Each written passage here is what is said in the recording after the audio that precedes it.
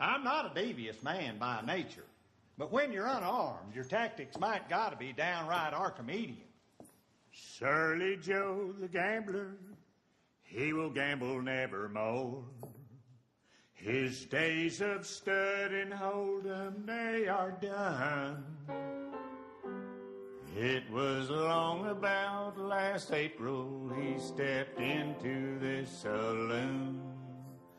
But he never really took to anyone. Surly Joe, Surly Joe, oh, wherever he's gambling now, I don't know. He was slick, but I was slicker. He drew quick, but I was quicker. And the table stopped his ticker. Surly Joe, yeehaw! Surly Joe, Surly Joe. So 2018 was the dystopian future that we were warned of in Rollerball. But now we skate headfirst into 2019, the dystopian future depicted in Blade Runner. The twist: one of us is human, one of us is a replicant. See if you can figure out which is which as you listen to FilmBookCast, the official podcast of FilmBook.com. Hey, it's Mike Smith. Joining me, as always, is a man who I usually make a snide comment about around this time of the podcast every year, about the fact that he put together his list about 10 minutes before we started, but I can't this year because I know he actually put work into it this time. Mike Decretia. How you doing today, Mike? I'm feeling very prepared. Yeah. I am an adult. It only took 27 years. I got it all figured out, man. Yeah, this is so surreal. Every year we've done this top 10 episode, right? And Yes. every year, I meticulously prepare my list throughout the entire year. I have like a running tally on Letterboxd of every movie I watch, and I rank it as I go, and I debate about it in my head constantly. And usually what happens is I do that, and you scrawl together names on a napkin like 5 minutes beforehand. Yeah, I go back through our episode list of the year, and then I'm like, oh yeah, I did see that movie. And I rank those normally. Right, but this time around, you actually put a little more work into your list, which, you know, it's interesting. Your process is changing. Yeah, it's like I'm maturing. Yes, exactly. You are maturing. Now, This is one of our favorite episodes that we do every year, as we ring in 2019 by looking back and celebrating the best movies that we saw this past year. Now, Mike and I have each selected our 10 favorite films of 2018, and we'll be going through each of them one by one. Plus, we'll be picking our top 3 TV shows of the year, which, I feel like I watched a lot less TV than I did this year than in past years. And when I mentioned to you, like, hey, by the way, don't forget we do a top 3 TV shows, you're like, fuck, I don't think I watched. Like, I feel like I wasn't sure if you had watched 3 TV shows this year. I'm pretty sure I have, but I had to clarify one of them to make sure that I did. But we do have our top 3 TV shows that we will talk about. We'll also be taking a look ahead at what's on the way in 2019, a look at the future release schedule, and that's not going to include every movie that came out in 2019, or that will come out in 2019. You know, just everything that is on the schedule right now, basically. Right. So stuff we're excited about. Yeah, stuff we're excited about. Now, we should note right off the bat, neither of us have seen the other one's list. I have no idea what's on your list, Mike, and you don't know what's on mine. There could be a ton of overlap on these lists. Because we do a podcast together, we review the same movies, so like, theoretically, it makes sense. Also, there could be no overlap. We don't know. That's the joy of this podcast. We'll see what happens. We're going to find out together. The podcast was the friends we made along the way. Exactly. We'll find out together. Plus, throughout the episode, I'll be playing some of my favorite musical moments from movies from this past year that segue into each segment. Interesting. So what you just heard in the intro was Surly Joe from The Ballad of Buster Scruggs, and you'll be hearing a couple of other songs that I loved throughout this episode. So 2018, Mike, it's been a pretty crazy year.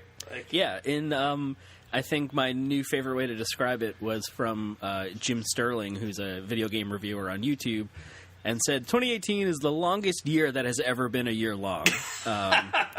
And really, that just speaks to the soul of what is going on exactly in my brain. I think you said this maybe an episode or two ago, but you said that 2018 has been so long that Black Panther came out this year. And you're not wrong, man. But beyond the actual events of the world, I think it's just been a pretty crazy year. Like for me, at least. I moved across the country from New York to Montana to take a new job. Starting yesterday, I started becoming the co-host of a morning show on a country music station. Wow! Like who saw that coming? Yeah, that's what I always predicted for you. Did you? In my heart of hearts. I knew. You knew I would move across the country to Missoula, Montana, just so I could be around the corner from an indie theater and host a country music show. Yep. Specifically all those things. Specifically all those things. Yeah. Yep. Nailed it. Yeah. And as a result of that, I think this podcast has changed a little bit this year. We had to take a hiatus for 2 or 3 months while I was gone. Yeah. That happened this year. So we had less episodes this year than we usually do. But we also started including guests on the podcast for the first time. And that's been a lot of fun. Yeah, that's been great. I mean, we've got a lot of friends who turned out to be great assets for this podcast. Colin, who's our producer and longtime listener. Yep. Producer, mostly our producer. Yeah. We've had Nick, who's another longtime listener. Vin, who popped up on 4 separate episodes this year. We cannot get rid of that guy. And wow. And Kyle, who has been listening forever. He composed the theme songs for Film News and Discussions way back when. And he helped me put together a new theme song, which you'll be hearing on the next episode of FilmBookCast. Ooh. Yeah, so get very excited for that. We'll also be hearing briefly from all of those guys later in the podcast, so watch out for that. And the movies themselves, Mike, they were all over the place this year. I think this was a pretty incredible year for movies. It's the year that finally brought back Nicolas Cage in a big way. Yeah. It's also the year... As you called. Yes, I have been calling the Cage Renaissance since we began the Complete Works podcast, and now our podcast is finally kind of relevant. It's crazy. So that's great. It's also been the year when a Marvel superhero movie has a legit shot at an Oscar nomination for Best Picture. It's the year where Netflix put out new movies by the Coen brothers, Alfonso Cuarón, Jeremy Saulnier, Paul Greengrass, Tamara Jenkins, and Gareth Evans, and yet the only one people seem to be talking about is Bird Box. Somehow. I don't understand. It's the year where James Gunn got fired, and yet somehow Bryan Singer keeps getting hired. It's the year where MoviePass soared brightly before crashing and burning just as quickly. Yeah. It's the year where Orson Welles' final film, nearly 50 years in the making, finally saw a release. And it's a year that has been hit with the loss of some cinematic icons like Margot Kidder, Neil Simon, Ari Lee Ermey, Burt Reynolds, and of course Stan Lee, which just happened a few weeks ago. Now, over the course of 2018, I watched exactly 261 movies for the first time. What? Yes, that's about 101 of them. Exactly 101 of them, actually, were movies that were released in 2018. Wow. Yeah, that's the kind of data you get when you meticulously keep track of everything. You have a notebook? Exactly. Now, putting together a top 10 is always a daunting task for me every year, but it's especially tough because I feel like I could easily do like a top 40 of this year. There was so much good stuff, Mike. Me too. Yeah. And not always in the places you would think to look. But you felt my pain a little bit this year, Mike, because you actually did. You thought about your top 10 pretty hard, and you had to make some cuts, I'm sure.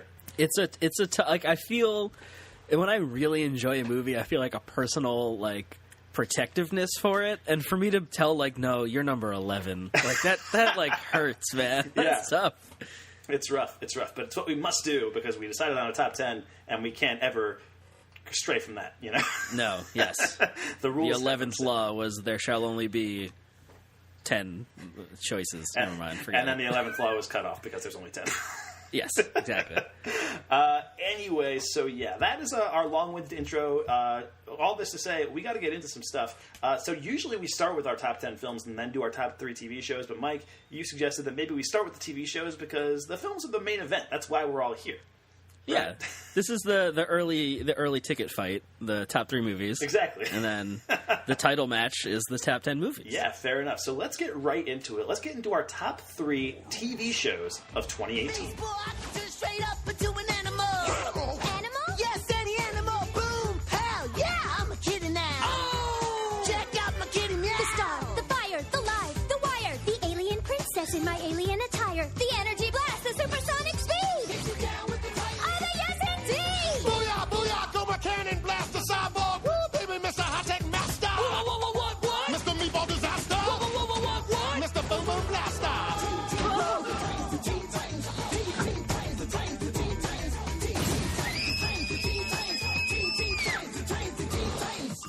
Smoke, bombs, and voter ranks. Full step, hitting steady, doing my thing. Robin, the leader. Robin in charge. Show him your baby hands. No, Robin's a large. Nah, but for real, man, those are some super small baby hands. No, they're not. Whatever. Just keep going.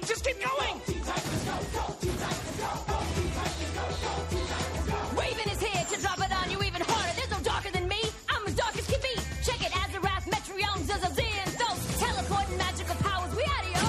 All right, it's time to get into it. Our top 3 TV shows of 2018.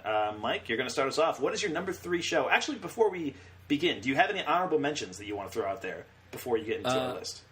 For TV shows, well, so this is part of the, excuse me, the weirdness with this category now for me. With the advent of like streaming TV, when the hell do TV shows come out? I don't know what year shit is premiered. Like, what counts for this? Right. I watched a lot of shows in 2018. I don't think any of them came out in 2018. Right. You're like Agent Dale Cooper at the end of Twin Peaks. What year is this? What year is this? Yeah, exactly. Spoilers for both of our number 1 show last year, actually. Yeah. So. I think Goliath, season 2, I think, came out in 2018. Okay. But I didn't get around to it, but season 1's great. So, like, this is what I mean. Okay. Weird stuff is happening in that kind of timey-wimey, wibbly-wobbly. So I guess that's the long-winded answer of saying, no, I don't have any TV show runner-up. Okay, all right. I do have some honorable mentions I did want to throw out there.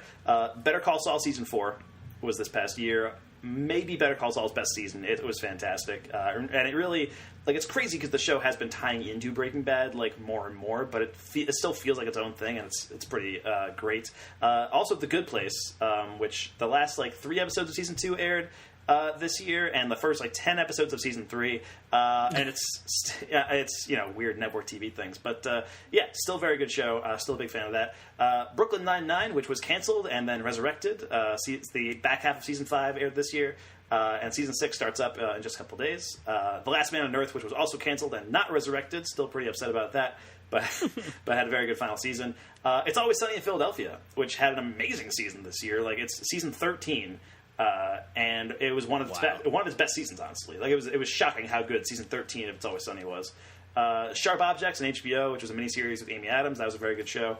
And Legends of Tomorrow. Wanted to give a shout out to that show because it's not like one of the best shows on TV in my estimation, but it is the most insane. And so I have to give it props for that. Yeah, I don't follow that show at all, but one of my good friends, Danny, is a huge fan of Constantine. Okay. And so she just loves the shit out of that now because Constantine's on it. Yeah, because I mean, they brought back Constantine from the TV show Constantine, the guy who played him. Yeah, so cool. I get updates on Twitter from her a lot. So yeah, it's a pretty wild show. Anyway, those are my honorable mentions. So let's get into the actual list. Mike, what is your number 3 show of 2018? My number 3 show on a technicality is The Good Place. Okay. Why don't you just tell me the right answer? Well, that's what's so great about the trolley problem is that there is no right answer.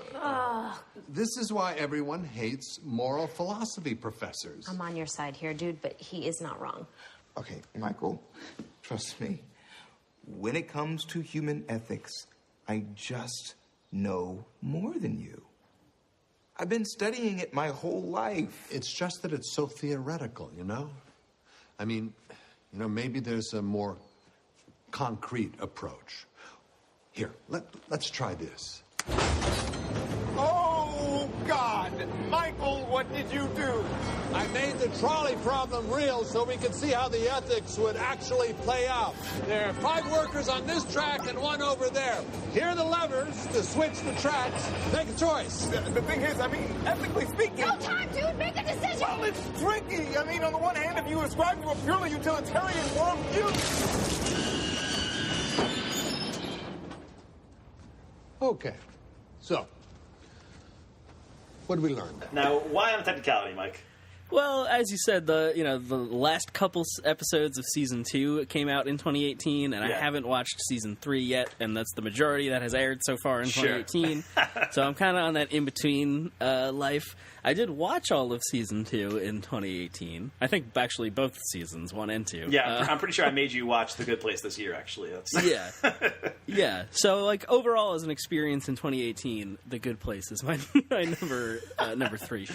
Yeah, it's just it's just like a force of positivity that we need in the world right now. Yes, and I appreciate it for such. Yeah, fair enough. I do love The Good Place, and yeah, season 2 ends in a really strong place, and yeah, it totally counts. That's it aired at least 1 episode in 2018, so I think you're good. That's all it takes? Oh, man. That's how it works. My number 3 show for 2018 is a Netflix series that was canceled in its prime, American Vandal, Season 2. Before Kevin confessed, that was my best theory. You know, his Paul's way of getting back and punishing his classmates who we thought were like sinners. God was protecting some of us from the plagues of the turd burglar while punishing others. A couple of small digital clues support the idea that Paul was behind this poop judgment day. For example, like the turd burglar, Paul uses periods after emojis. If you look through Paul's Instagram, he uses periods after emojis in like a lot of his posts. In 1, 2, 3, 4, 5, 6 times in 17 posts. That's weird. And you also have to remember the Bible verse. That really is weird. Periods after emojis, that's serial killer weird. Right. That is it's such a damn shame that this show was canceled because it's amazing. I can't believe they did that. It's amazing. It's such a great show. And the reason it was canceled was because Netflix is canceling pretty much all of their shows they don't produce in-house. That's why the Marvel shows are getting canceled too. And I don't think season 2 of American Vandal was quite as funny as the first one, or at least as funny as frequently as the first season. Right. But the mystery was so compelling. It's crazy how in-depth this show can go at satirizing the true crime documentary genre, but also being a compelling mystery on its own. And it's almost more impressive to me because they have to make up a mystery. They don't have one that's already there. Yeah, and I feel like that show wouldn't work if the whole shtick was, Waka Waka, true crime. But Poop the jokes. fact that, yeah, exactly, the fact that it is on its it is a great mystery show that happens to also be satirizing true crime is what makes that show so good. Yeah, it's pretty incredible, and it what's great about this season too, the characters feel very fully fleshed out, and it makes like a larger statement about the internet by the end of it, and its role in modern life, and it's just great. And I really hope that someone can pick it up for a third season, because I think CBS Studios produced the show, so like theoretically maybe you could pop up on like CBS All Access, and like that would finally get me to get CBS All Access. I think that's what it would take. That's what it would take. They've already got like a couple of shows that I kind of want to watch. I do kind of want to watch Star Trek Discovery, and I do want to watch Jordan Peele's Twilight Zone, but I'm not sure I would like buy CBS All Access for them. But like if they got American Vandal, like I would jump on. That's enough stuff for me to get on there. Wow. But if they don't, if it doesn't get picked up anywhere, we did get 2 pretty incredible seasons out of it. So I'm grateful for that at least. Anyway, Mike, what is your number 2 pick? My number 2 pick is Tom Clancy's Jack Ryan. Found something you gotta see. What have you got? There's something different about his agenda. They have cells in France, Yemen, Syria. You need to see what it is that's motivating you. Some people got the real problem. Some people out of love.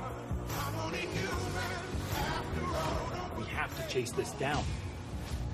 And I'm the best chance you have. Don't blame on me. A Amazon original series. Interesting. Starring John Krasinski at his hottest. Actually, no. Quiet Place was the hottest. I mean, it's the beard. It's the beard. It's the beard. Yeah, let's be real.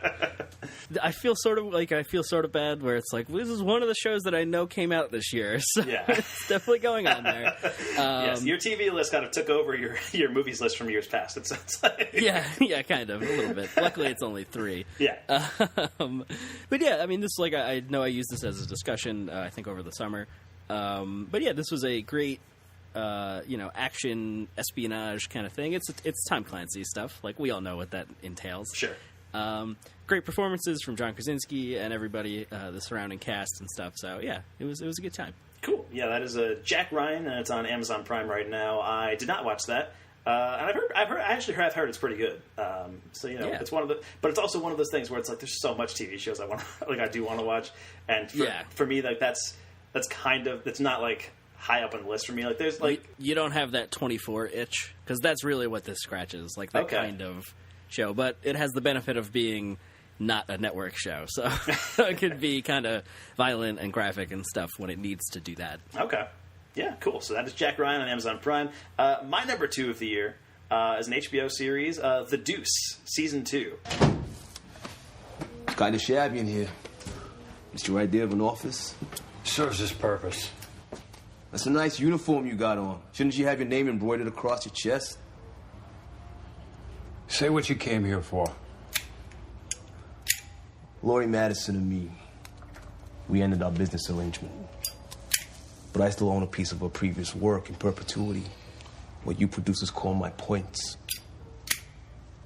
I'm talking specifically about your movie Red Hot. Yeah, well, the movie hasn't been released yet, so there's no profits or, what do you call that, back end? Until we get the receipts, and that could be months away. Yeah, I realized that. I came here for an advance on, you know, my future earnings. We don't have it. You have it. Your Irish brother-in-law here, and all you Italians, you printing money in these parlors. You heard him. He said he doesn't have it. I'll take 10,000 today. You'll take it out on the fucking archers and stop it with the lighter. It's bothering me. Which aired this past year. So this is the show created by David Simon, who's the creator of The Wire, depicting the rise of the porn industry in 1970s New York. And I thought season 1 was I watched the whole season 1 when it was airing, and I thought it was pretty hit or miss. I enjoyed the show. I liked the world that it built, but I just felt like season 1, in a lot of ways, it just felt like it was sprawling and wasn't really going anywhere. But season 2, man, this turned out to be the show that I looked forward to watching every single week. The most this year. It was so good. The characters deepened. The show took some wild directions, and it creates just this amazing world that I love hanging out in. But it's also this dirty world that I hate hanging out in, and it's wild. It also helps that it changed the theme song this year to Elvis Costello's "This Year's Girl," which is a fucking banger. That is a great song.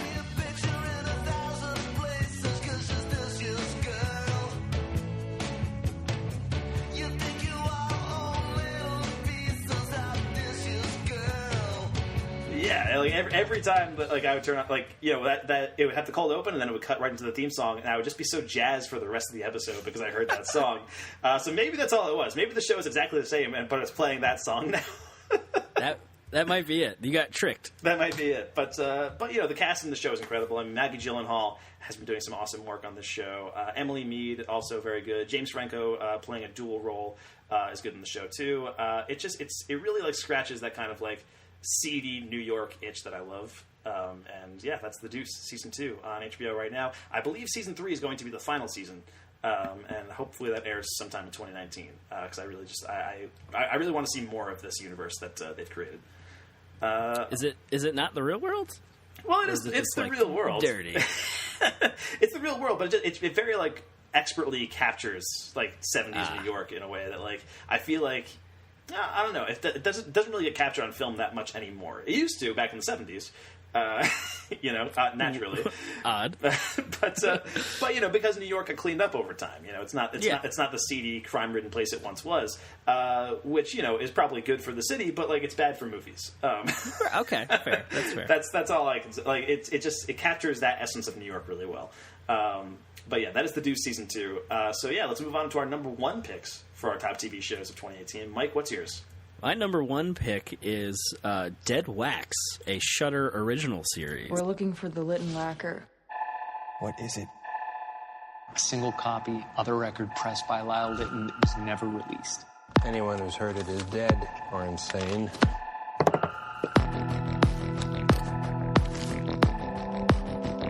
Eddie, you can't find something that doesn't exist.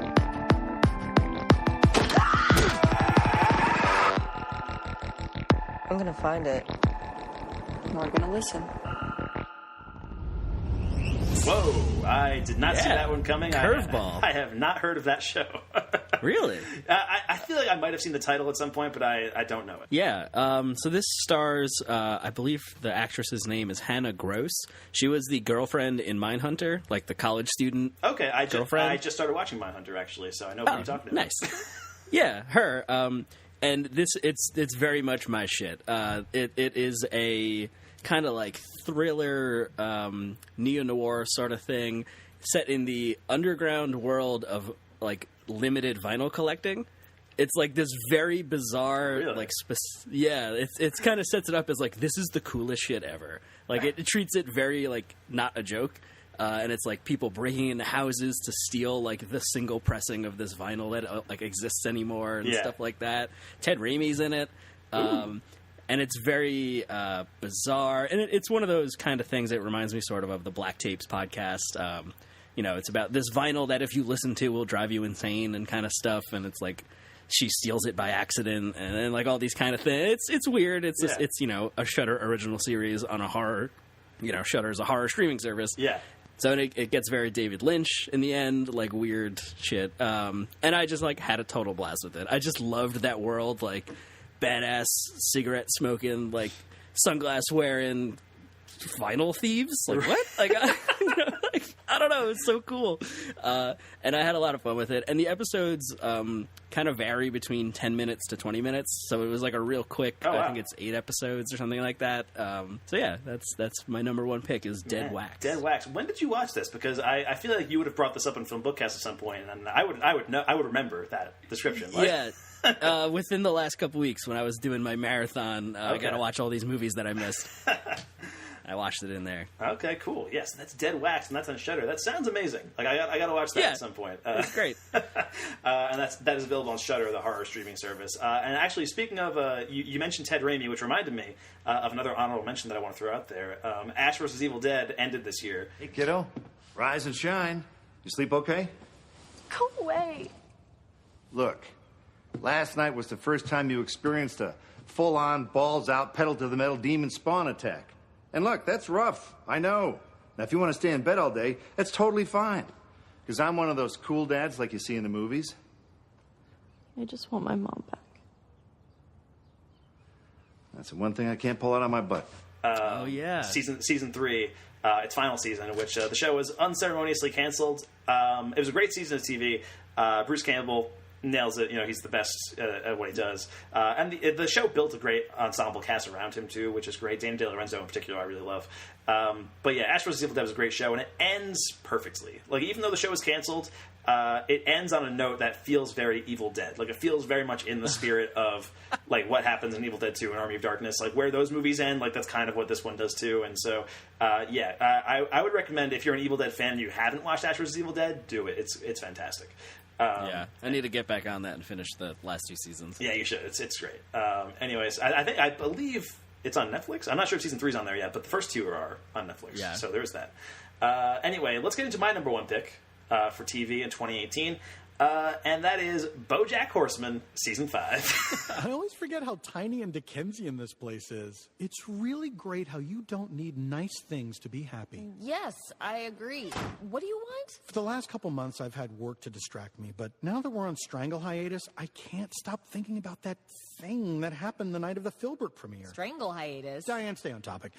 You know what thing I'm talking about? Yes. The thing between us. Got it. When we had sex? Right. I was on top and then briefly on bottom, human-y style. Yep, I remember. Pickles has no idea, and I've never felt so guilty in my life. I hate keeping secrets from people. This is like Rob Schneider's surprise party all over again. You cheating on your girlfriend is not the same as Rob Schneider's surprise party. You're right. This is much less sad and involves more people. Just tell Pickles the truth. Ooh, I'm not good at giving bad news. Could you do it? What? No! But you're so good at bumming people out. I'm more of a good news guy. You want your ex-wife to explain the fact that you cheated with your ex-wife to your current girlfriend? Well, of course, every idea sounds stupid if you describe what it is. Great pick. What a good choice. On brand, I know. I listed BoJack to my top show a couple of years ago when season 3 came out. That was in 2016, and I'm doing it again because I am just consistently blown away by this series and its ability to really just wring real and emotional and devastating drama out of a cartoon show about talking animals living in Hollywood. It's Hollywood. Yes, you're right. You don't even watch BoJack Horseman, man. I watched some of the first season. Yeah, you should really watch more of it. I mean, a lot of people watch the first few episodes and aren't that into it, but I would recommend it. Once you get past episode 6, it's where it really becomes its own thing. And I personally, I really like those first couple episodes too, but it really gets better as it goes along. But on top of all that, emotional drama stuff, it's still the most clever show on TV. I think bar none. I think its only main competition in that department is probably The Good Place. But there is no pun too ridiculous for BoJack. There's no comedy situation they won't do. There's this big comedy of errors when Todd, Aaron Paul's character, is at his girlfriend's house, and that results in this giant bucket of ancient valuable semen spilling all over the floor. And it's one of the best things I've ever seen. It's one of the most ridiculous things you'll ever watch. And if you ever need convincing that voice actors need to get nominated alongside live action ones, BoJack Horseman is a show for that. Like, there's an episode this season. This was like the standout episode everybody was talking about. That is just Will Arnett as BoJack. It's like 25 minutes of just him kind of delivering a monologue, which it's like a eulogy, and it's arguably the best Will Arnett has ever been. Like it's really incredible. Wow! And it builds to like this amazing, like it's a very dramatic episode, and then the show ends on. Like, it reveals that it's been building to this punchline of joke, and it's one of the funniest. It's so good, and the show does that so often. It's able to sneak jokes in there where you don't think they're going to be, and it just completely annihilates me. So yeah, and I mean the whole cast for the show is strong as ever. I mean, Alison Brie's on this, Paul F. Tompkins, Amy Sedaris, Aaron Paul. Just a really great show all around. It's BoJack Horseman season 5, and that is my number 1 show for 2018, Mike. Look at that. Indeed, we will look at that. And now, yes, that was our top 3 TV shows. That's what we got there. Now let's move on to the main event, Mike. Our top 10 movies of 2018. Defeated by love, you're utterly defeated. My, at Waterloo, Napoleon did surrender. Oh yeah. And I have met my destiny in quite a similar way. The history book on the shelf is always repeating itself. Waterloo, I was defeated, you won the war. Waterloo, promise to love you forevermore. Waterloo, couldn't escape if I wanted to. Waterloo, knowing my fate is to be with you. Waterloo, finally facing my Waterloo. All right, it's time to get into our top 10 films of 2018. We have each selected our top 10 favorites. And before we get into it, we should point out, like with the TV list, this should by no means be considered like a comprehensive look of the objective best movies of 2018, because that's impossible. You know, it's not a chance. Yeah, these are the movies that we liked the most. They are our personal favorites.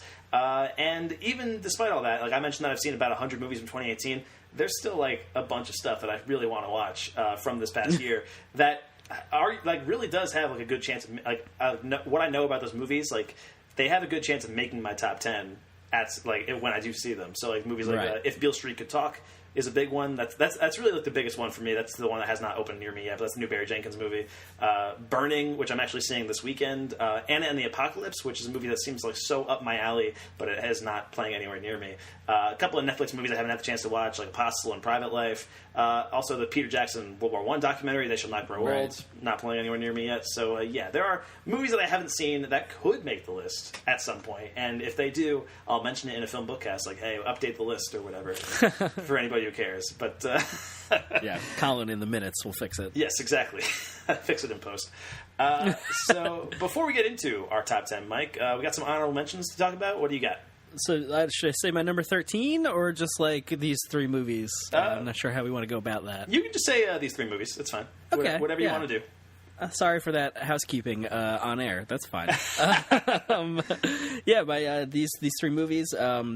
My furthest away is Revenge, another Shudder original, I think. Yeah, Revenge is actually one of my honorable mentions too. Yeah, I mentioned it in my discussion. I think it seems kind of like a open and shut case on the rape revenge genre for me. That's probably going to be the one I see and call it a day because it's incredible. Yeah, and I don't think I need to see any more. Fair enough.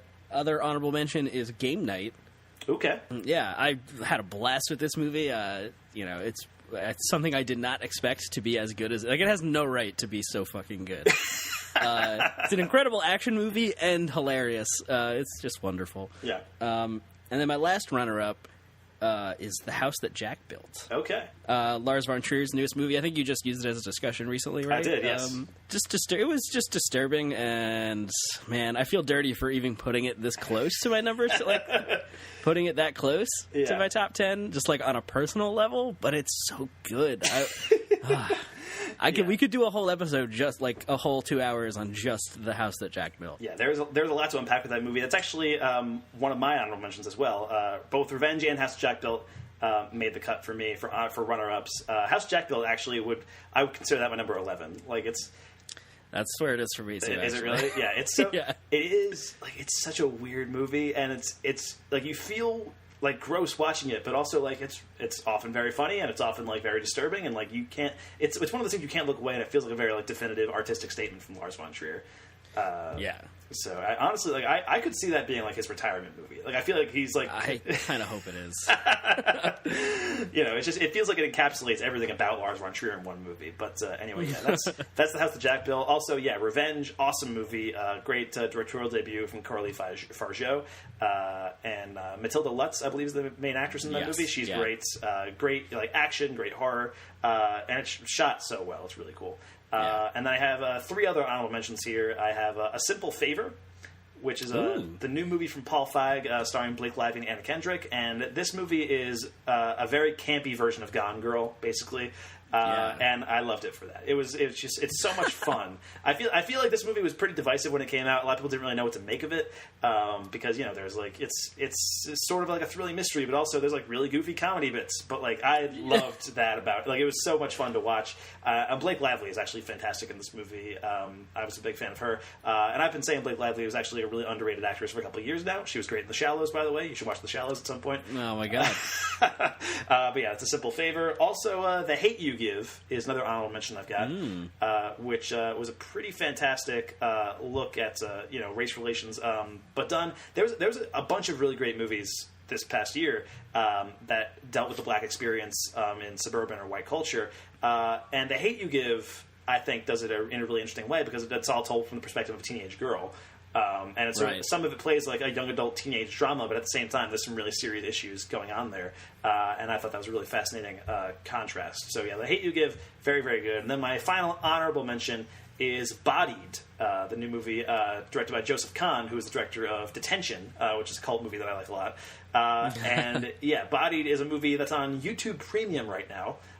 So I feel like I need to tell people to watch it as often as I can because nobody has YouTube Premium.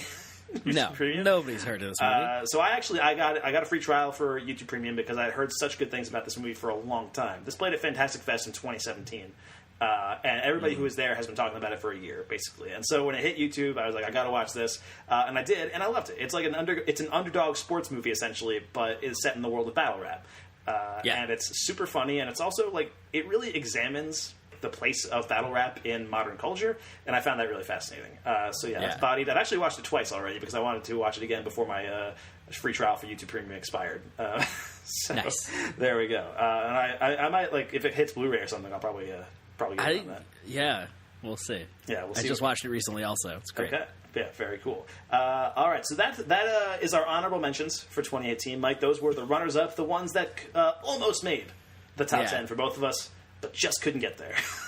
So close. Close. The movies that I just had to like personally let down. Exactly. you had to put them aside, like kind of talk to them in the corner of the room, being like, "No, it'll be okay." You'll have your turn one day. Can't you see I don't love you anymore? If you love something, you have to let it go. Exactly. House that Jack built. All right, so let's get into the actual list, Mike. What is your number 10 movie of 2018? My number 10 movie is Mission Impossible Fallout. What do you think you're doing, Erica? It may be your mission, but this is the CIA's plane. It doesn't take off without my say-so. We don't have time for this. I have a team in Paris ready to grab Lark as soon as he leaves the Palais. A G5 standing by to rendition him to Gitmo, where Waterboard is waiting. Spend 24 hours we don't have to pull a confession we can't trust from a man we haven't positively identified? No. We need reliable intelligence, and we need it now. This scenario is precisely why the IMF exists. The IMF is Halloween, Alan. A bunch of grown men in rubber masks playing trick-or-treat. And if he had held on to the plutonium in Berlin, we wouldn't be having this conversation. And his team would be dead. Yes, they would. That's the job. And that's why I want one of my own men on the scene to appraise the situation. Agent Walker, Special Activities. His reputation precedes. You use a scalpel. I prefer a hammer. Ooh, okay. Yeah. It's just one of those things, I had a running tally going this year, in my baby steps to being a prepared adult. Rather than take a list of every movie that I saw, this year I had a running tally of best movies that as soon as I walked out of the theater I was like, yes, has to be included. Yeah. And this was one of those movies. It was such a blast. It's such a good entry into the Mission Impossible franchise. We did, we talked about it. It's one of those franchises that somehow is elevating the action genre on its seventh movie or whatever the hell, this sixth movie, I don't remember. Yep. A lot like Fast and the Furious somehow is on its eighth movie, and it's you can't revolutionize the genre this late in your franchise. Stop it. Yeah. No, Mission Impossible is awesome. The new one is awesome, and we reviewed this back in July when it came out. This is actually our last episode before our hiatus. That's right. Right before I left for Montana, I knew we had to when I had realized that I was going to be moving. I was like, all right, well, we got to do Mission Impossible before I go. That was my one stipulation. I was like, I'm going to delay the move by a week so we can do Mission Impossible. That's awesome. So Mission Impossible Fallout is your number 10 pick of 2018. My number 10 is a movie that completely bombed at the box office. It's called Assassination Nation. Whoa, the principal's shit got hacked.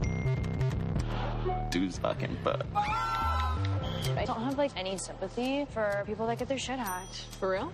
There's two types of people in this world. People that have come to terms with privacy is just dead. Then there's the old people that are still trying to fight it. What do you have to hide anyway, Lil? 1 million nudes, super gross porn history, and life-altering shit talk about everyone in this school. I think it was some socially conscious vigilante hacker guy. Probably jacks off to Fight Club in his mom's basement every night. Looks like half of Salem just got hacked. I hate the fucking internet. Wow. And this movie was directed by Sam Levinson. And this is about a teenage girl and her group of friends. They have to defend themselves when their town goes insane after everyone's private information is leaked onto the internet. This movie bombed at the box office. I actually almost did not see this movie. The reason I saw it is because there was one critic I follow who had seen it, and he was a big fan. It was playing near me. I had the AMC Stubbs A-list. It was the last day that it was playing. I went. It was just me in the theater. It was a late show, and I had a blast with this movie. It feels vital. And it takes no prisoners. It's super vulgar and violent, and it was one of the biggest surprises of the year for me. I had not seen a single trailer for this movie or anything. So the realization of what this film was becoming as I was watching it is one of the best feelings I had watching a movie in 2018, because it starts off as something completely different than what it ends up being. This movie is essentially Spring Breakers meets The Purge meets Mean Girls, and it's pretty wild, and it's a cult classic in the making. I think people will discover this movie a few years from now and be like, holy shit, this was actually dope. Yeah. If that was on the poster, Spring Breakers meets The Purge meets Mean Girls, that would have worked. I think people would have went to see it. So that's my number 10 pick, Assassination Nation. Mike, what's your number 9? My number 9 pick is actually Bodied. Actually, I don't rap. So what's good then? You heard what I spit. Do you really think you could fuck with Billy Pistols, man? If that's the case, then spit your shit. Spit your shit. Okay.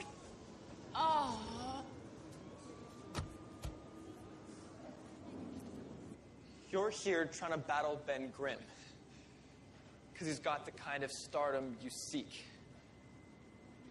But you'll never reach that bar, because all your bars are a reach. You clearly wish you had a darker brown skin tone. You're suffering from I want to be Down syndrome. And also Down syndrome.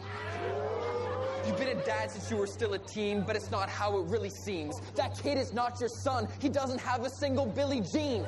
You spit all this gun talk of a violent mind at work, but got nothing to back it up with. That's a Miley Cyrus twerk. Miley Cyrus just bodyguarded Island. Pistols. Oh, okay. Yeah. I think I texted you that this movie is Creed, but with rap. Yes. It's insane. This movie shouldn't work. It doesn't make sense, and I love every second of it.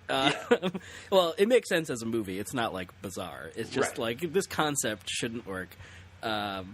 Fucking Alex Trimboli from American Vandal, yeah. American Vandal, who is an actor, I don't know his name. Callum Worthy is his name, I believe. There you go. Yes. He's incredible. You already sort of talked about it. I was not expecting how this movie, starts off in this very sports, boxing specifically, boxing movie kind of genre and tropes and stuff, and then sort of shifts into like a critique of like white academic wokeness, and it sort of reminds me of Sorry to Bother You for a little while, where all of a sudden there's riots and protests and all this craziness. And I can't believe this movie is as good as it is. Had to be on my list. Yeah, fair enough. Yeah, that's Bodied, and everybody should go watch it. It is available for free right now on YouTube Premium because you can get like a month-long free trial for that. So you can watch Bodied like 30 days in a row if you wanted to. Before you, if you wanted to. So that movie's incredible. That's Bodied, and it's number 9 on Mike's list. My number 9 is a movie called The Tale. The story you're about to see is true, as far as I know. When I was a child, I was obsessed with changing myself. Now I don't even remember who I used to be. Jennifer, sweetheart, I found a story that you wrote in English class. Where'd you find it? What matters is what it says. I've met 2 very special people. Bill is an excellent coach. Jenny, do you trust me? Mrs. G was the most beautiful woman I had ever met. There are no bad horses, only bad riders. I need to talk about it with someone who was there. Hello, Mrs. G. Let's get you up in the saddle and see what you can do. I only remember them. Why can't I remember myself? And this was directed by Jennifer Fox and stars Laura Dern. And I think this movie did not bomb at the box office because it did not play in theaters. It was actually, it played at Sundance when it was first. It made its first premiere, and then it was picked up by HBO. And HBO broadcast this movie, I think, in April or May. So I watched it around that time. And this movie is really fantastic. It's an autobiographical tale of sexual assault. So Jennifer Fox is the director of this movie, and she's kind of telling her own story with Laura Dern kind of acting as her. And it's just a powerful film anchored by Laura Dern's performance, who's incredible, obviously, because she's Laura Dern and she's always great. And it feels like very necessary viewing in like 2018 in the Me Too era. It feels like vital in that respect. It did play at Sundance and then went to HBO, so it feels like it was ignored a little bit. Especially with this like end of the year recognition, because that usually focuses on movies that played in theaters. I think this did get nominated for a couple of Emmys. I'm not sure if it won. I don't remember. But Laura Dern's amazing. Jason Ritter plays his role with like a terrifying believability. Elizabeth Debicki's also in this movie, and she's great. And the way the movie like cuts back and forth from past to present, like it makes for some of the most like compelling editing I've seen in a movie all year. So that's The Tale, and it's available to stream right now on HBO Go and HBO Now if you wanted to check it out. Nice. I do remember when that came out. Like, I remember a lot of buzz when that was out, when that was released, but I haven't heard anything about it since then. Yeah, it's one of those things where it's like, I feel like with streaming services specifically, and HBO is not a streaming service, but it's a cable company, there's less of a push for these kind of, like, movies. Like especially with, like, Netflix. They have, hundreds of movies being released a year, but they don't, like, do anything with them. They don't advertise them. Tell Bird Box that. Yeah, fair enough. I mean, everybody's talking about Bird Box, but that's the thing. I feel like a lot of these movies people will talk about for like a couple of days and then they'll disappear. You remember, like earlier this year, there was To All the Boys I Loved Before, right? That was like a big hit on Netflix. Everybody on Twitter was talking about it, and nobody's talking about it now. Nobody's talking about it at the end of the year. Now everybody's on the Bird Box train. Which have you watched Bird Box, by the way? No, I wanted to try to see if it would make the list, but I didn't get a chance to. Yeah, I also have not seen Bird Box. I don't think, I mean, based on what I know about it and some of the stuff I've read about it, I don't think it would make my list. It sounds like it's basically just a quiet place, but with sight instead of sound. Yeah, that's what I figured. But it could be good. I did tweet about this movie. Apparently Netflix has said that like 45 million people watch Bird Box, or at least 45 million accounts watch Bird Box, who knows. Right. Started to watch Bird Box anyway. I think Netflix counts like if you watch like 70% of it, that's a view. Okay. Something like that. So you could turn it off at some point, and that could count still. And I know we're doing our top 10 list, but we're going to talk about Bird Box for a minute now, despite having not seen it. Welcome to our show. But like, if those numbers are true, that 45 million people watch Bird Box, that's an insane number of people. Like, if you think about it, like, you know, if the average movie ticket price is $10, right? That's a $450 million opening weekend, right there. Yeah. That's Star Wars Jurassic World money. That's like, you know, theoretically making. I feel like that it's such a weird, I think I've talked about it a couple times recently in my discussions, this weird phenomenon of, like, I'm at home on the couch in my pajamas and this movie doesn't cost me anything. Yeah, I'll watch it. I'm not going to go, like, get dressed and go out and pay $10 to see some of these movies. So I don't think that is as useful as a metric as Netflix would want it to be. No, and I agree with you. I mean? Like, there's no way Bird Box would make that kind of money if it was released in theaters. Right. But it's very clearly like a good asset for Netflix anyway. And who knows if those numbers are actually true? Because Netflix, they could say anything. Yeah, Netflix could say anything. There's no way to tell. Like, only Netflix has the actual metrics for that kind of thing. But I will say I think those numbers might be true. And the reason I think that is because even my mom watched Bird Box, and my mom doesn't watch a ton of stuff. You know, and she says she knows how to use Netflix, but like she barely knows how to use Netflix. So. Jury's still out if she knows how to. Yeah, I mean, she watched Bird Box. She did it. So, anyway, so that's a weird diversion into what we were actually doing, Mike, which is our top 10 list of 2018. Let's get back into it. Oh, yeah, that's right. What's your number 8 pick of 2018? My number 8 pick is actually an Audible while we were doing our TV thing. What do you mean? You like forgot it as you and. Yep, and then you mentioned a thing, and I was like, oh yeah, I need to put Mandy on my goddamn list. Oh my god!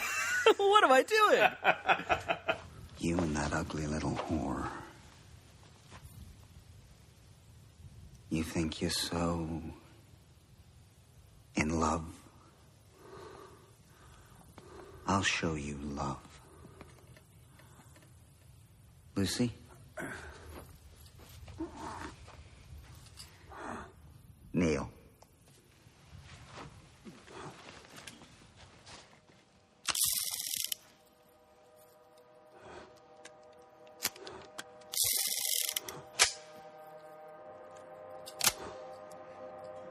Now show him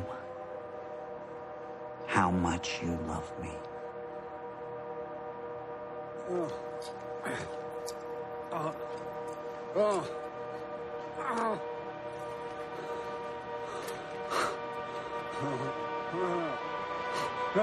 Oh man, yeah. Yeah, you mentioned the year of Nicolas Cage finally, and I was like, oh no.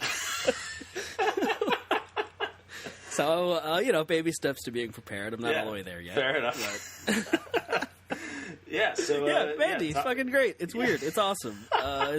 It's an acid trip with Nicolas Cage doing mountains of coke after killing a knife dick guy. Like, what more do you need?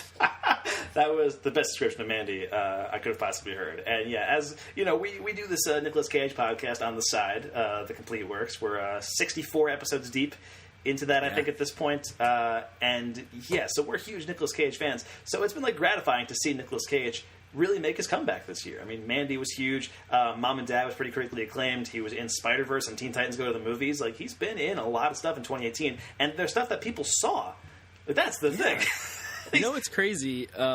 Yuri Lowenthal, who's the voice actor of Spider-Man in the PS4 game that just came out, tweeted the other day that 2018 was a year in which Nicolas Cage got to play both Superman and Spider-Man. Yeah. It's crazy. Wow. And that's gotta be a big year for Cage. That's a big year for Cage. That's got to be like a lifelong dream for him. Like, even though it's a voice role, like, he wanted to play Superman back in the 90s, and he got to now. Like, that's cool. That's neat. It's nuts. The Cage-assance is upon us. The Cage-assance is upon us, and Mandy is the crown jewel of that Cage-assance. It's pretty great.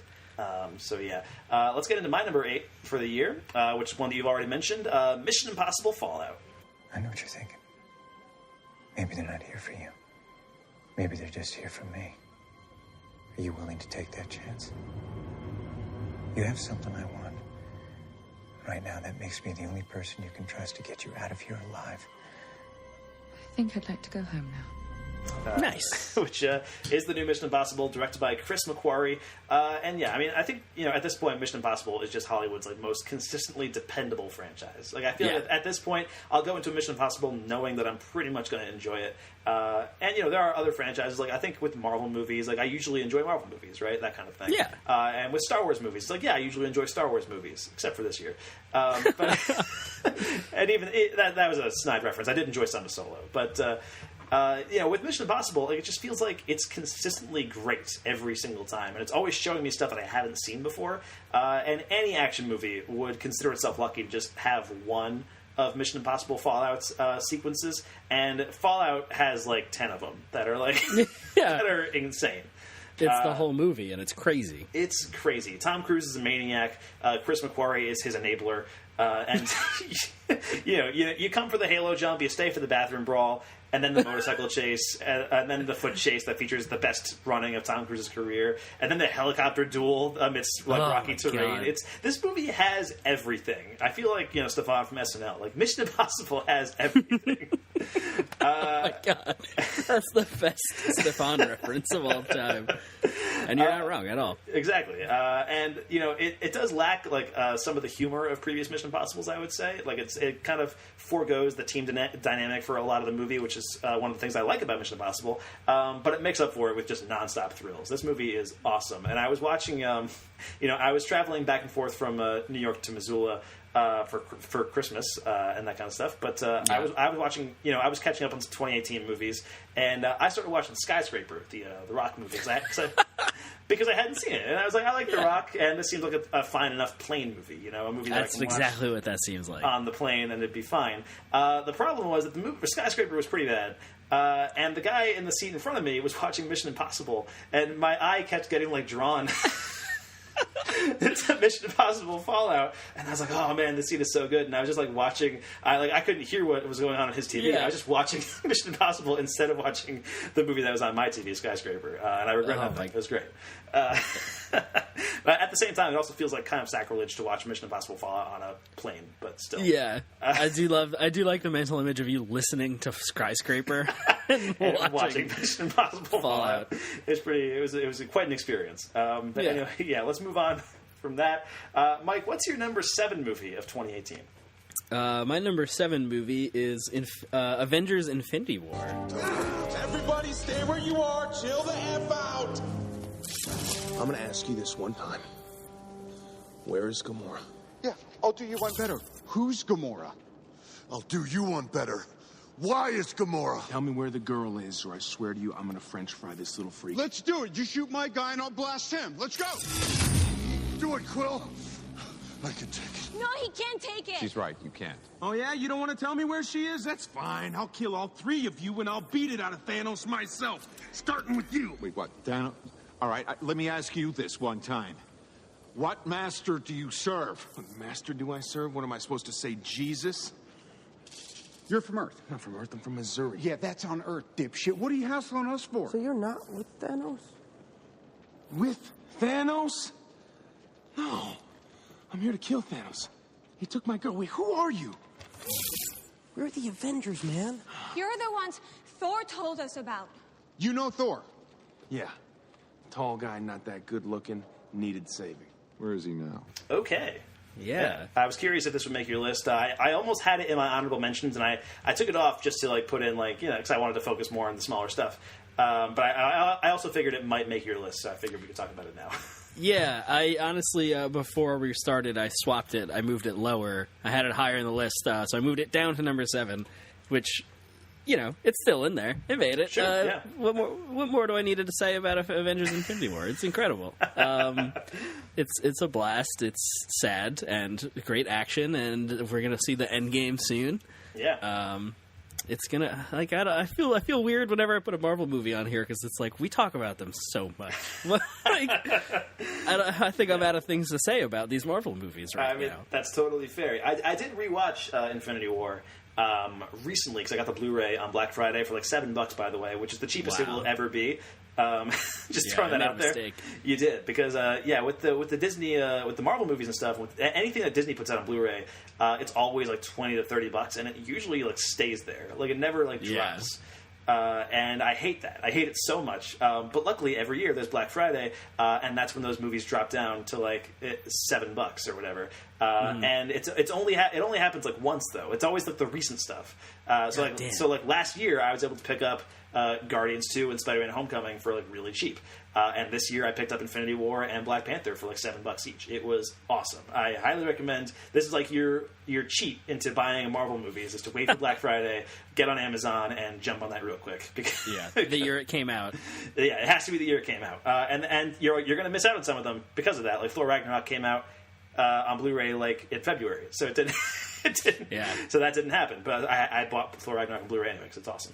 But anyway, yeah, Infinity War I rewatched recently, and yeah, it's a pretty incredible achievement. This movie, yeah, like it's nuts that this movie works at all. The amount of characters and the amount of stuff going on in this movie, the fact that it kind of culminates 20 movies of buildup and does it successfully is pretty mind blowing.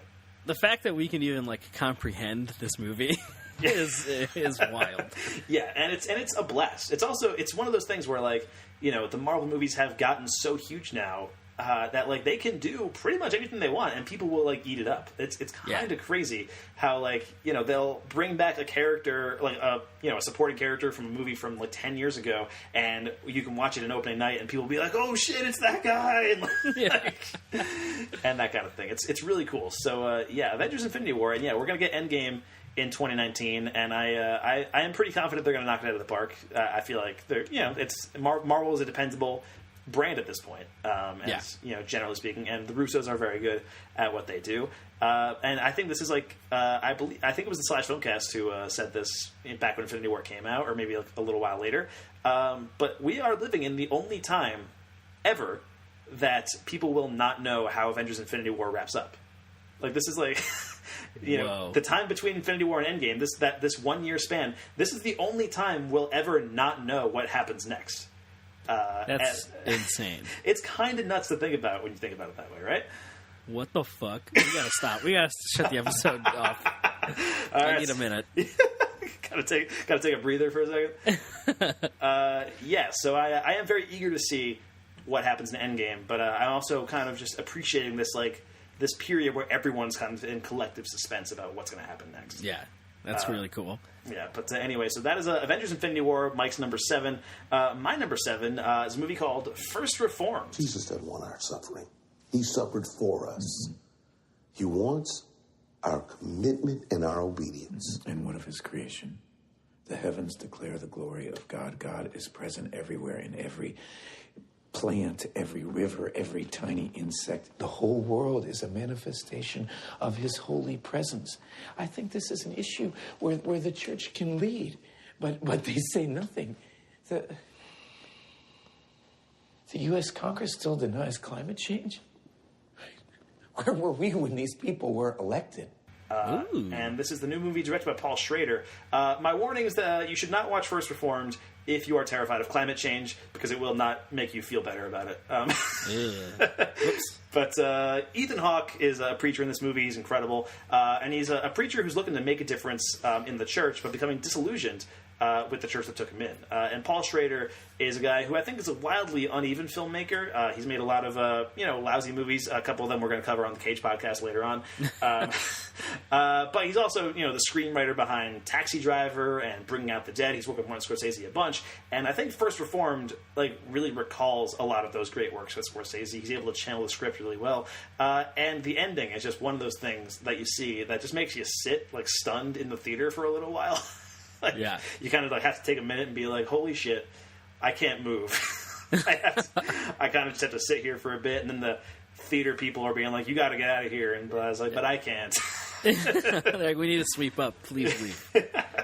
So that's First Reformed. Ethan Hawke is incredible in it, and it's available to stream right now on Amazon Prime if anybody wants to check it out. Yeah, I wanted to see that. That was, I guess I forgot to put that on my list in my 2-week marathon here. But I would have loved to see it. Okay. Yeah, fair enough. So, that's First Reformed. That's my number 7. Mike, what is your number 6 movie of 2018? My number 6 movie, I feel like bumped A Simple Favor out of my runner-up or list category. Okay. Unfortunately, and that is Thoroughbreds. How'd you find me? Asked around. That is so unprofessional. You know, I wouldn't normally make a sale under these circumstances. Good thing you need the business. I don't need the business. Okay. This is a temporary gig. Fun. I have had to hustle for everything that I have. You don't know where I come from. Westchester. You have no idea. Give me 5, max 10 years. I will be running this game. All up the coast, I will be the guy. You got a creepy friend. I know. I didn't write down any of the information, like who directed this, but yeah, I don't have the name of the director on here, but it stars Anya Taylor-Joy and the girl whose name I'm forgetting. Also, I don't have this movie on my list, so I don't have the information in front of me. You don't have it handy. This is on you, I think. But that's on me, 100%. That's fine. But yeah, this is two distanced high school friends come back together. Yeah, Olivia Cook. I'm pretty sure it's Olivia. It's Olivia Cook. That sounds right. Yeah. And then plot a murder, basically. They come back together and plot a murder. Olivia Cook, we're going to go with. Her character claims to be like a psychopath or sociopath or something, like has no emotions, and Anya Taylor-Joy's character is, in the throes of being a high school girl and, all that stuff. Yeah. And this movie is fucking weird as hell. And it's so good, though. It's beautifully directed. The writing is incredible. It's the writer-director. I do remember that much from the credit. Okay. Should have wrote the name down. Weird that I remember that, but anyway. Anton Yelchin's in it. Is this his last role? This is his final performance, yeah. Yeah, he's so scumbag. Like, what a scumbag he is in this movie. It's great. He's so grimy. And I just had so much fun just, like, watching this insanity unfold. And it's so, like, the house that it's mostly set in is so, like, labyrinthine and weird. Yeah. And it's sort of... I double featured this, actually. I watched this, and then I watched A Simple Favor. And I was like, man... Woof! What a mistake I made for Simple Favor. Because it's like sort of a similar, thriller, suspense, Hitchcock, wink, wink, strangers on a train kind of thing, setup, and it's just so different than A Simple Favor.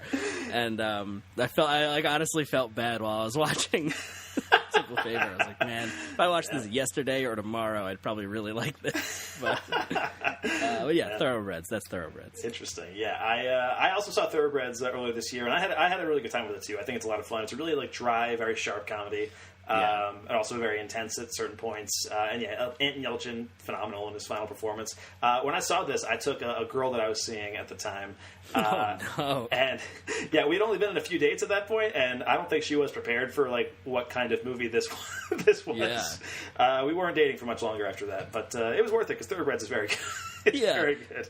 And I think Anya Taylor-Joy is going to fill that new... I mean, she sort of already is the Scream Queen kind of actress. Yeah, I mean, she's been in The Witch and Split so far, a couple of horror-oriented movies. She's also in New Mutants, which is supposedly a horror-oriented take on X-Men. So yeah, and I think she's in Glass again. Yes, I think she reprises her role. Yeah, so I don't know. I'm hoping she does a lot of big things because I think she's got a lot of potential. Yeah, she's really great. All right, that's your number 6, which was Thoroughbreds. My number 6 is the new movie from Joel and Ethan Coen. It is The Ballad of Buster Scruggs. Ever been robbed? Oh, sure enough, have 2 times. Attempted, I should say. One fella I shot dead. Bingo! The other I held for the marshal. Both his legs were shredded. Some had to lock him in the vault there. Marshal don't come through but once a month, and he just visited the previous week. Had to billet that scamp for what? 3 weeks applying a poultice of wet leaves and urine. He's inhuman now. Busting rocks, still a little gippy from what they say. Fella by the name of... Chively. Unless I misremember. Said his pappy was...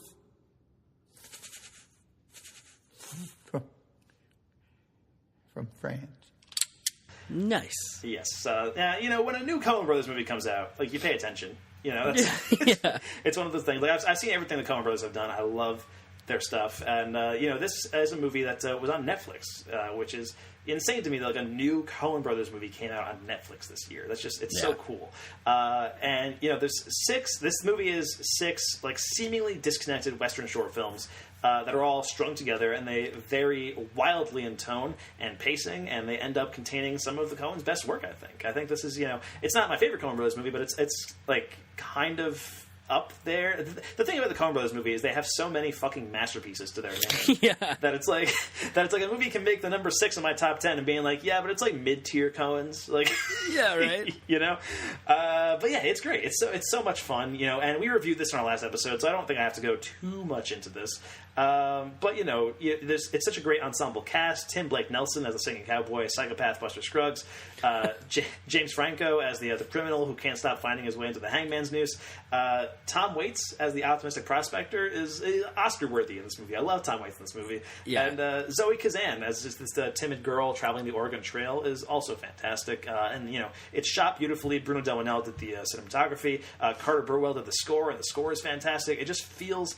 It's so cool to see the Coens kind of playing around in the Western format, because I love Westerns, I love the Coens, and they've done Westerns in the past. There's True Grit and stuff like that. But this feels like they're really going after a whole lot of different kinds of Westerns, and it's pretty cool. And it also contains my favorite musical moment of the year, which you heard at the beginning of this podcast.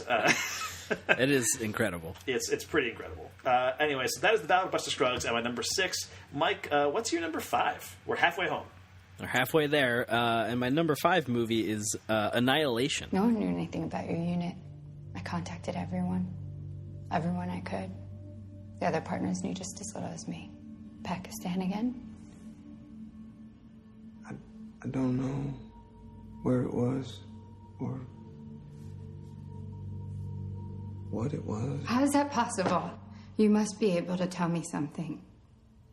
You vanished off the face of the earth for 12 months. I deserve a better explanation than no explanation. Doesn't matter.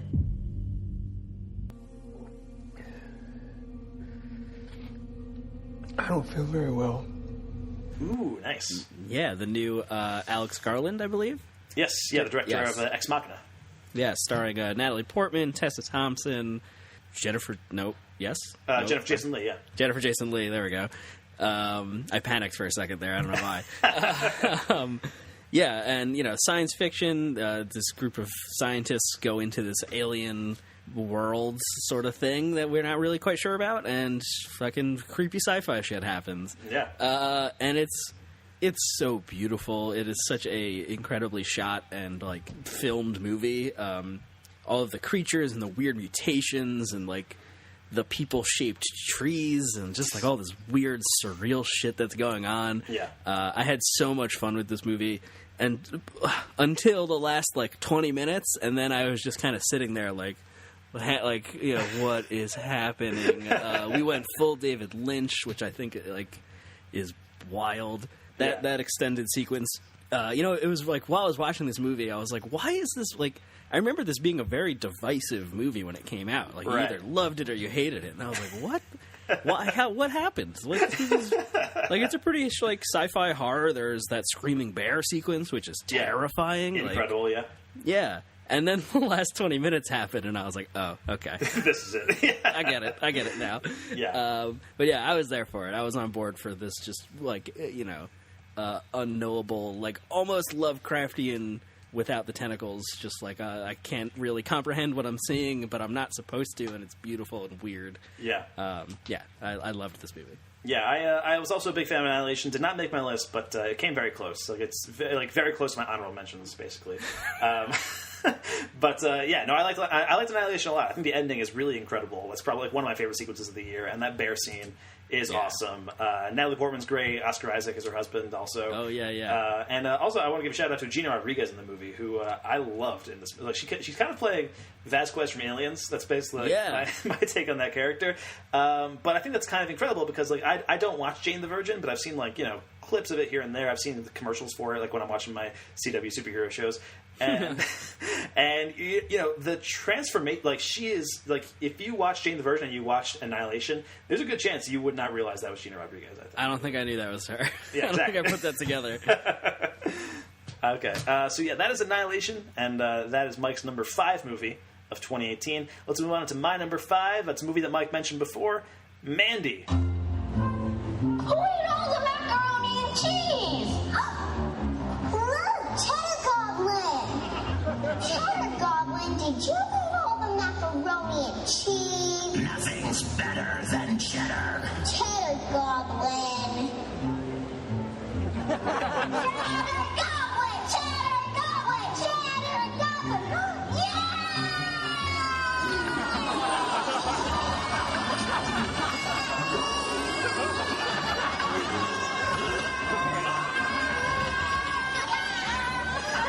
Cheddar Goblin by Devane has 60% more cheese than the next leading brand. Kids and goblins agree. Cheddar Goblin tastes the best. That's why Cheddar Goblin was rated number 1 3 years in a row. Cheddar Goblin by Devane. It's goblin good. Which, of course it is. There's no movie that is more like, except for the next movie I'm going to talk about, there's no movie this year that is more... Hypothetically, it's the next 4 movie.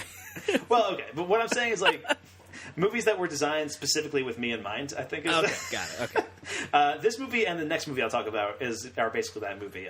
This is a movie directed by Panos Cosmatos, who was the director of Beyond the Black Rainbow. It's a movie that I saw back in, like, 2010, and was kind of, like...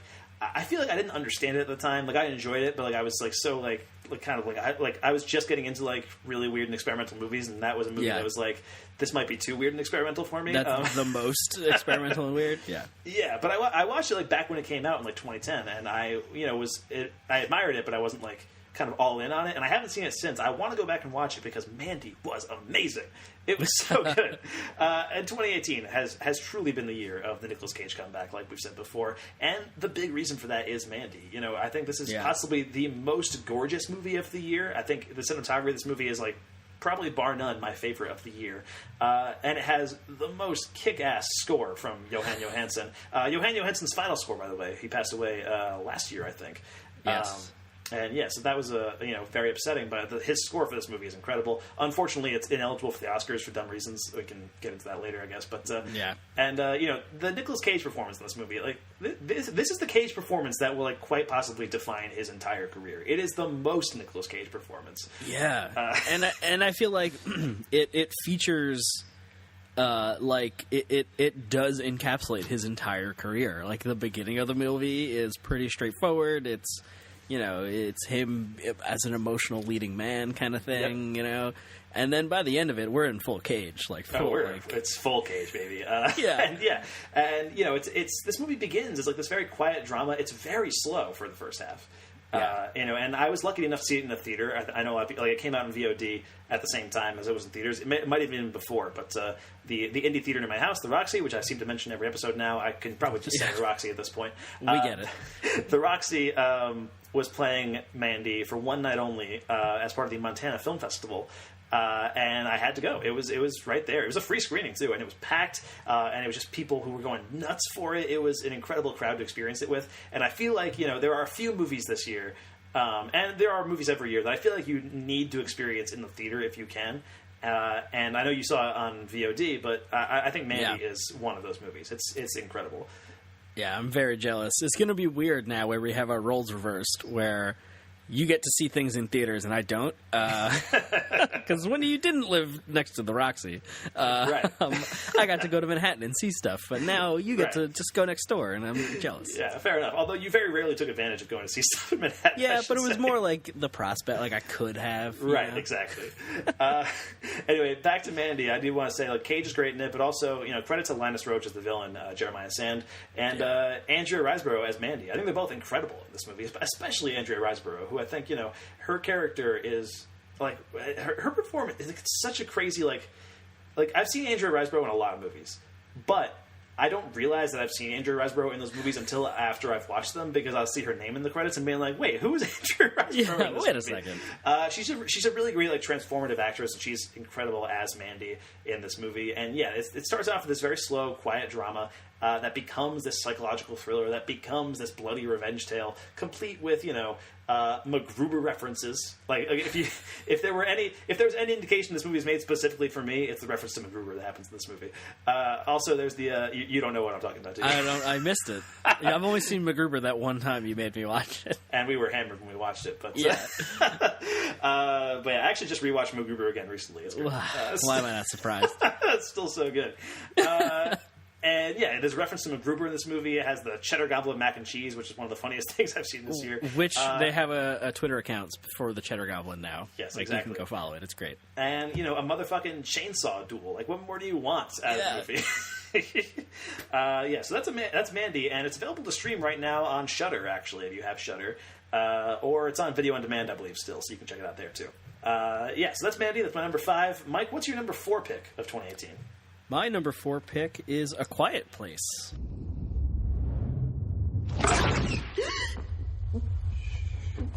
It's okay.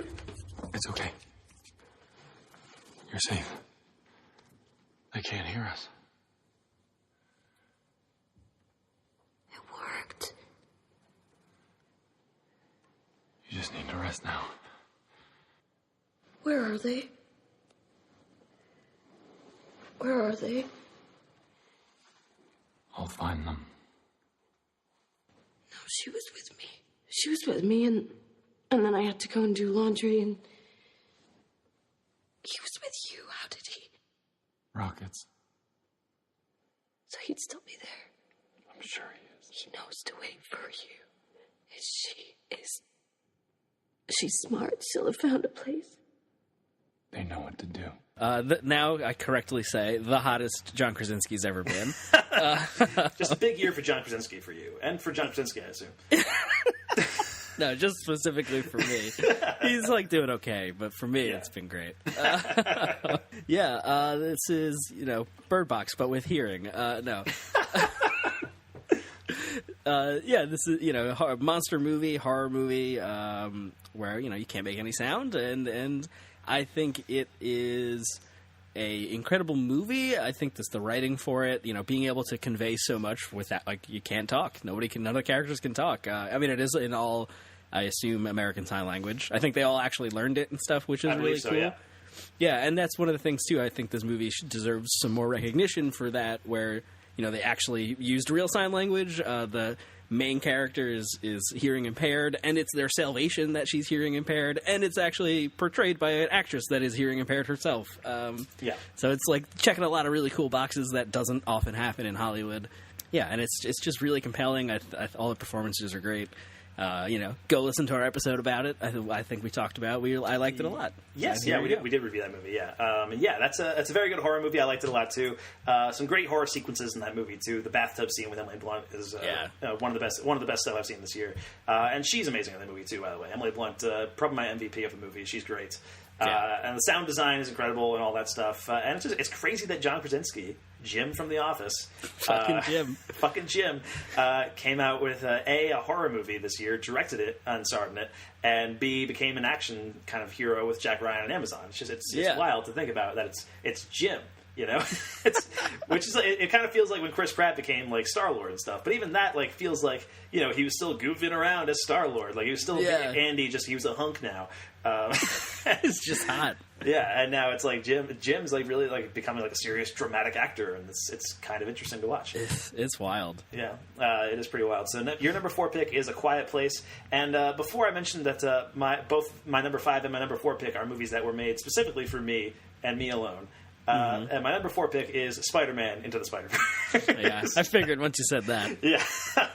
My name is Peter B. Parker. For the last 22 years, I thought I was the one and only Spider-Man. I'm pretty sure you know the rest. You see, I saved the city, fell in love, I saved the city some more, maybe too much. Then 15 years passed, blah, blah, blah. I buried Aunt May, my wife and I split up.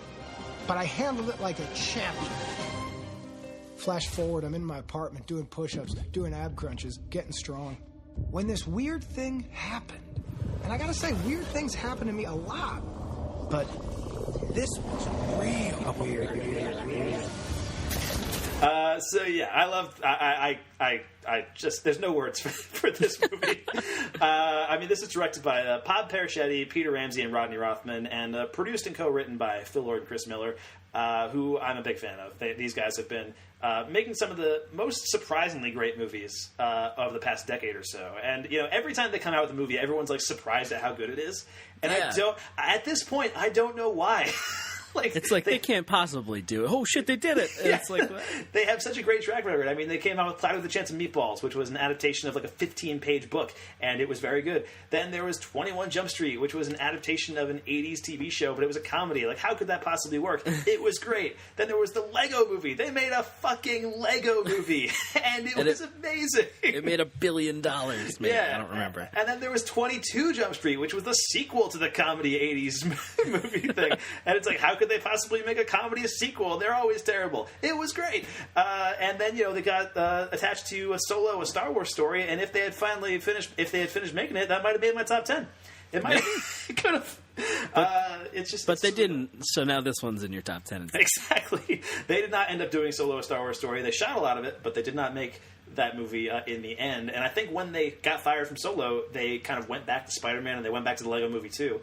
And they were like, yeah, so we're back on board with these now. Because they were hired. They were hired to do like a treatment for this movie in like 2016 or something, or right before they got hired for Solo. And I think they were supposed to do a treatment for the Flash movie too. That never happened. But if anybody does ever make that Flash movie, these are the guys I want to. They have to. They have to. But anyway, I've been such a hardcore Spider-Man fan since I was a kid.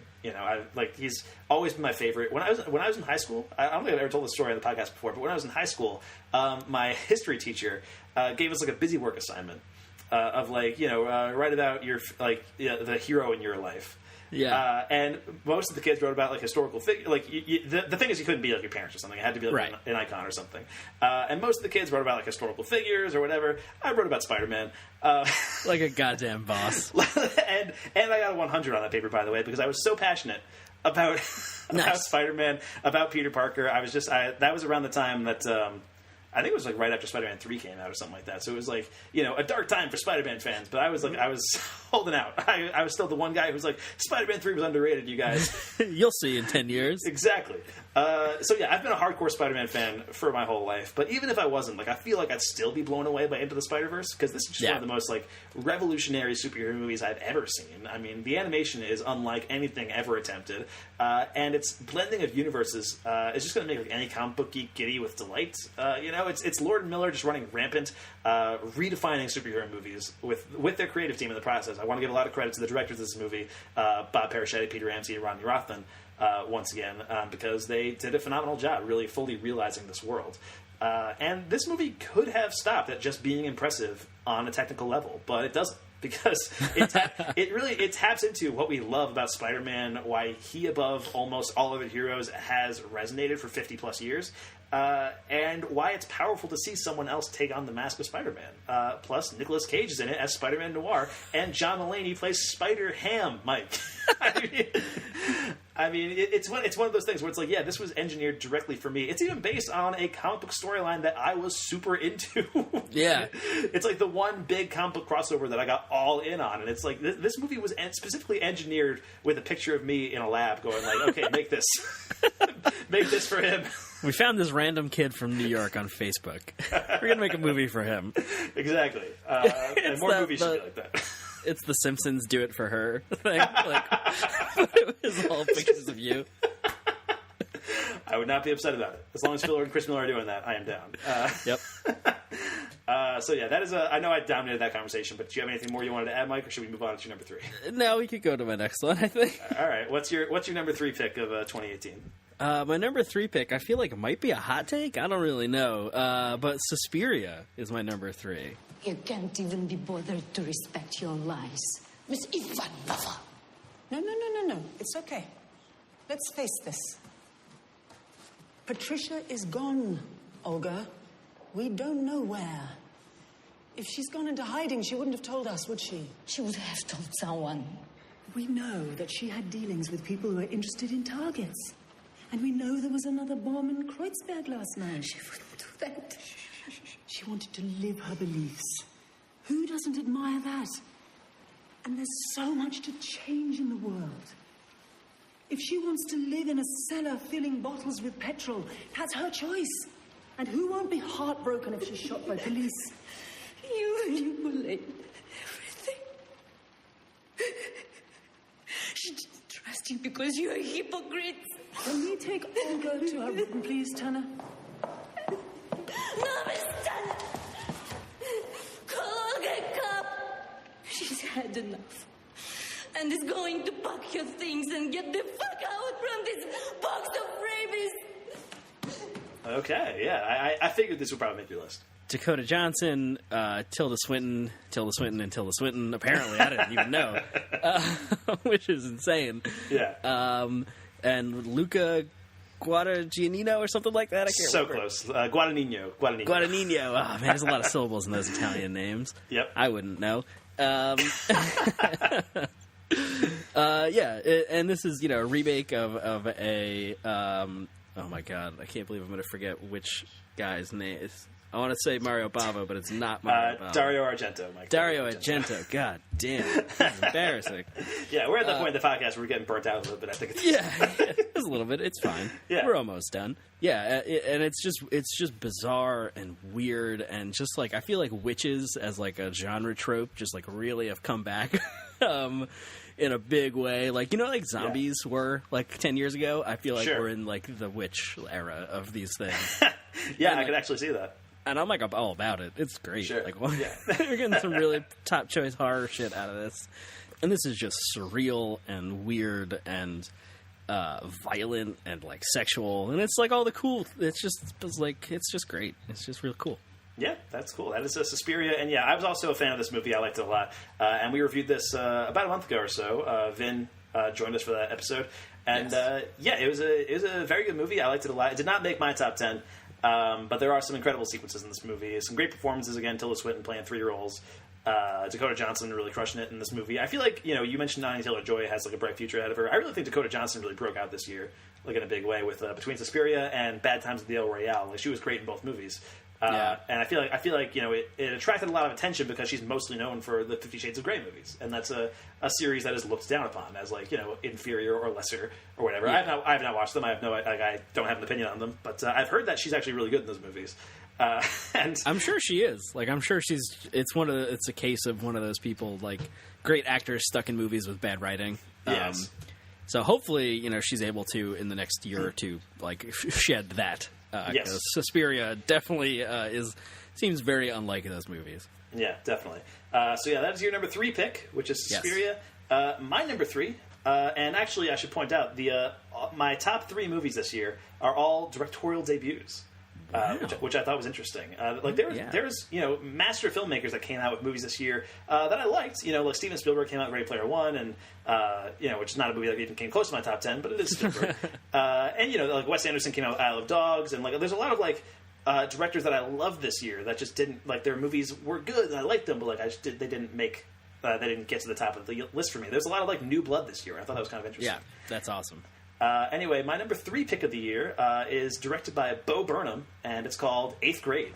Hi, you're Mark's girl, right? Yeah. Oh, your dad was such a huge help with the spring fundraiser. Thank him again for me, will you? I will. What's your name again?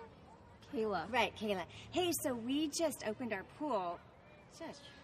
We just opened our pool, and we are going to have our first big summer pool party tomorrow to celebrate Kennedy's birthday. It's going to be so much fun, right, Kennedy? Yep. You should come. It's going to be a blast. Kennedy will invite you on Facebook. Right, Kennedy? No one uses Facebook. Anyway, do you think you can come, or? Oh, I mean, maybe. I'll try, but, probably not. Oh, no, you should come. It's going to be a blast. But don't forget to thank your dad for me, okay? Yeah. So we'll see you tomorrow, maybe, or? Yeah, I'll try, I mean, I'd like to. I just don't know if I can. Oh, no, you'll be there. Okay. See you tomorrow. Say goodbye, Kennedy. Bye. I didn't get around to this movie, and I wanted to so bad. Yeah, it's fantastic, Mike. I mean, I've been a Bo Burnham fan for a very long time, like since I was in high school, which is around the time he was like becoming really big. I know he got his start on YouTube. That was like kind of his thing. And I kind of missed that because I don't really partake in the YouTube culture as much as like. You're probably healthier for it. I think I'm a better person because of it. But like I miss like his like kind of rise on YouTube. But as soon as his first stand-up special came out, which I think was Words. Like I watched that on Comedy Central or something, and I was blown away. I thought he was super clever and super funny.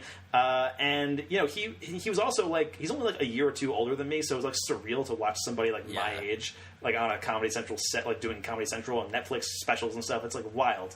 But yeah, so I've been a fan of his for a very long time, and you know I enjoyed a lot of his work over the years, but never did I think he had like a movie like 8th Grade in him. You know, 8th Grade is very funny, but it's also like disturbingly accurate in its portrayal of middle school, and at times it plays like a horror movie. There were like horror movies that came out this year that were not as scary as 8th Grade. I'm not surprised, honestly. Yeah, I mean, because that's kind of what 8th Grade is, you know? That's what that whole thing is. But yeah, Elsie Fisher is in the lead role of this movie. She is terrific, and plays the role with like this earnestness and this awkwardness and drama and just everything else that makes a 13-year-old girl tick. And the movie made me so glad that the internet wasn't like as big of a thing when I was in middle school. Like it was still. Yeah, we just missed it. We got so lucky. Because it really seems like it's destroying. Like this movie really makes it seem like it's destroying everything. And you know, even if we didn't have the same tech, but it's still like a disturbingly like relatable portrait of what it's like to be a teenager. Like even though we didn't grow up with the same stuff that they have in 8th grade, it still resonates in that same way. And so I really give it props for that. And yeah, again, it's just very funny a lot of the time, and it's great. Just go watch 8th grade. It's real good. I think it's available to stream on Amazon right now. Oh, is it? I think so. I'm pretty sure. Okay, cool. I might have to watch it again soon. I saw it the one time in theaters, and actually, when I saw it in theaters, I saw it with a female friend of mine, and she turned to me at one point and said, like, everything that has happened in this movie so far happened to me while I was in 8th grade. Oh my god! And some of the stuff that happened in that up to that point was like pretty nuts. So pretty traumatic stuff. Yeah. So yeah, that is 8th grade. Directed by Bo Burnham. Very excited to see what he does next, because he's kind of left stand up behind. It seems like. I mean, yeah. I don't know if you watched his last special, Make Happy, but like that was like 2016, and like that kind of ends on a note where it's like this could be like the last thing he ever does. Yeah. I know he's that type of person where he will like, you know, he doesn't do YouTube. Because he did YouTube, then he did like music albums like of his YouTube stuff, and then he did stand up, and then he did a movie. He's one of those guys that like when it seems like, at least from following his work, when he feels he is done everything he can, and he feels like I have finished with this era, like that's it. He's moved on. So maybe we'll get another movie, maybe not. I don't know.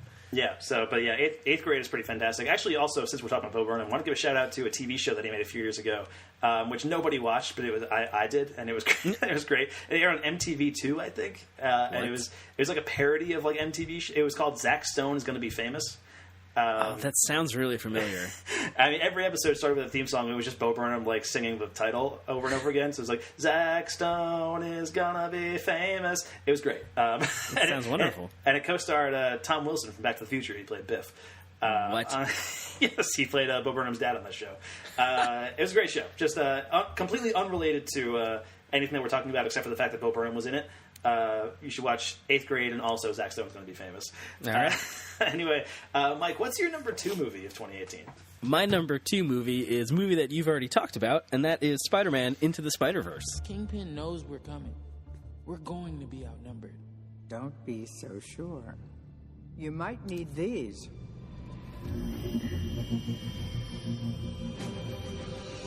You think you're the only people who've got to come here? Hey, fellas. Is he in black and white? Where's that wind coming from? We're in a basement. Wherever I go, the wind follows. And the wind, it smells like rain. Hi, guys. Konnichiwa. This could literally not get any weirder. It can get weirder. I just washed my hands. That's why they're wet. No other reason. Okay, yeah, I figured this probably make your list too. Yeah. I was, like in the collage of do it for him photos, there was like one of me, but most of them were all you. And the one was just, it had a post-it note, the picture of me, it just said Spider-Gwen. Yeah, I mean, like, everything you said, I agree with. It's incredible. It is going to revolutionize animation, I think. It's going to change the way that works. It's going to change the way spider movies, superhero movies. I mean, spider movies are becoming a genre on their own. We should see. Yeah, we got so many of them. We got so many. Yeah, and I think this is the best Spider-Man movie probably ever. Yeah. I mean, that's a bold statement because Spider-Man 2 exists. Yeah, I know. It's real close. It's a tough, neck and neck right now. It's so neck and neck. And we've said on this podcast many times that Spider-Man 2 is the greatest movie ever made. Have we?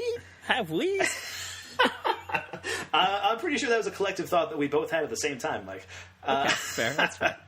That's one of those situations where I feel like I'm going to have to rewatch Spider-Man 2 and Spider-Verse over and over again. 10 or more times before I figure it out. Woe is you. I know, I'm real bummed about it. Yeah, what a shame.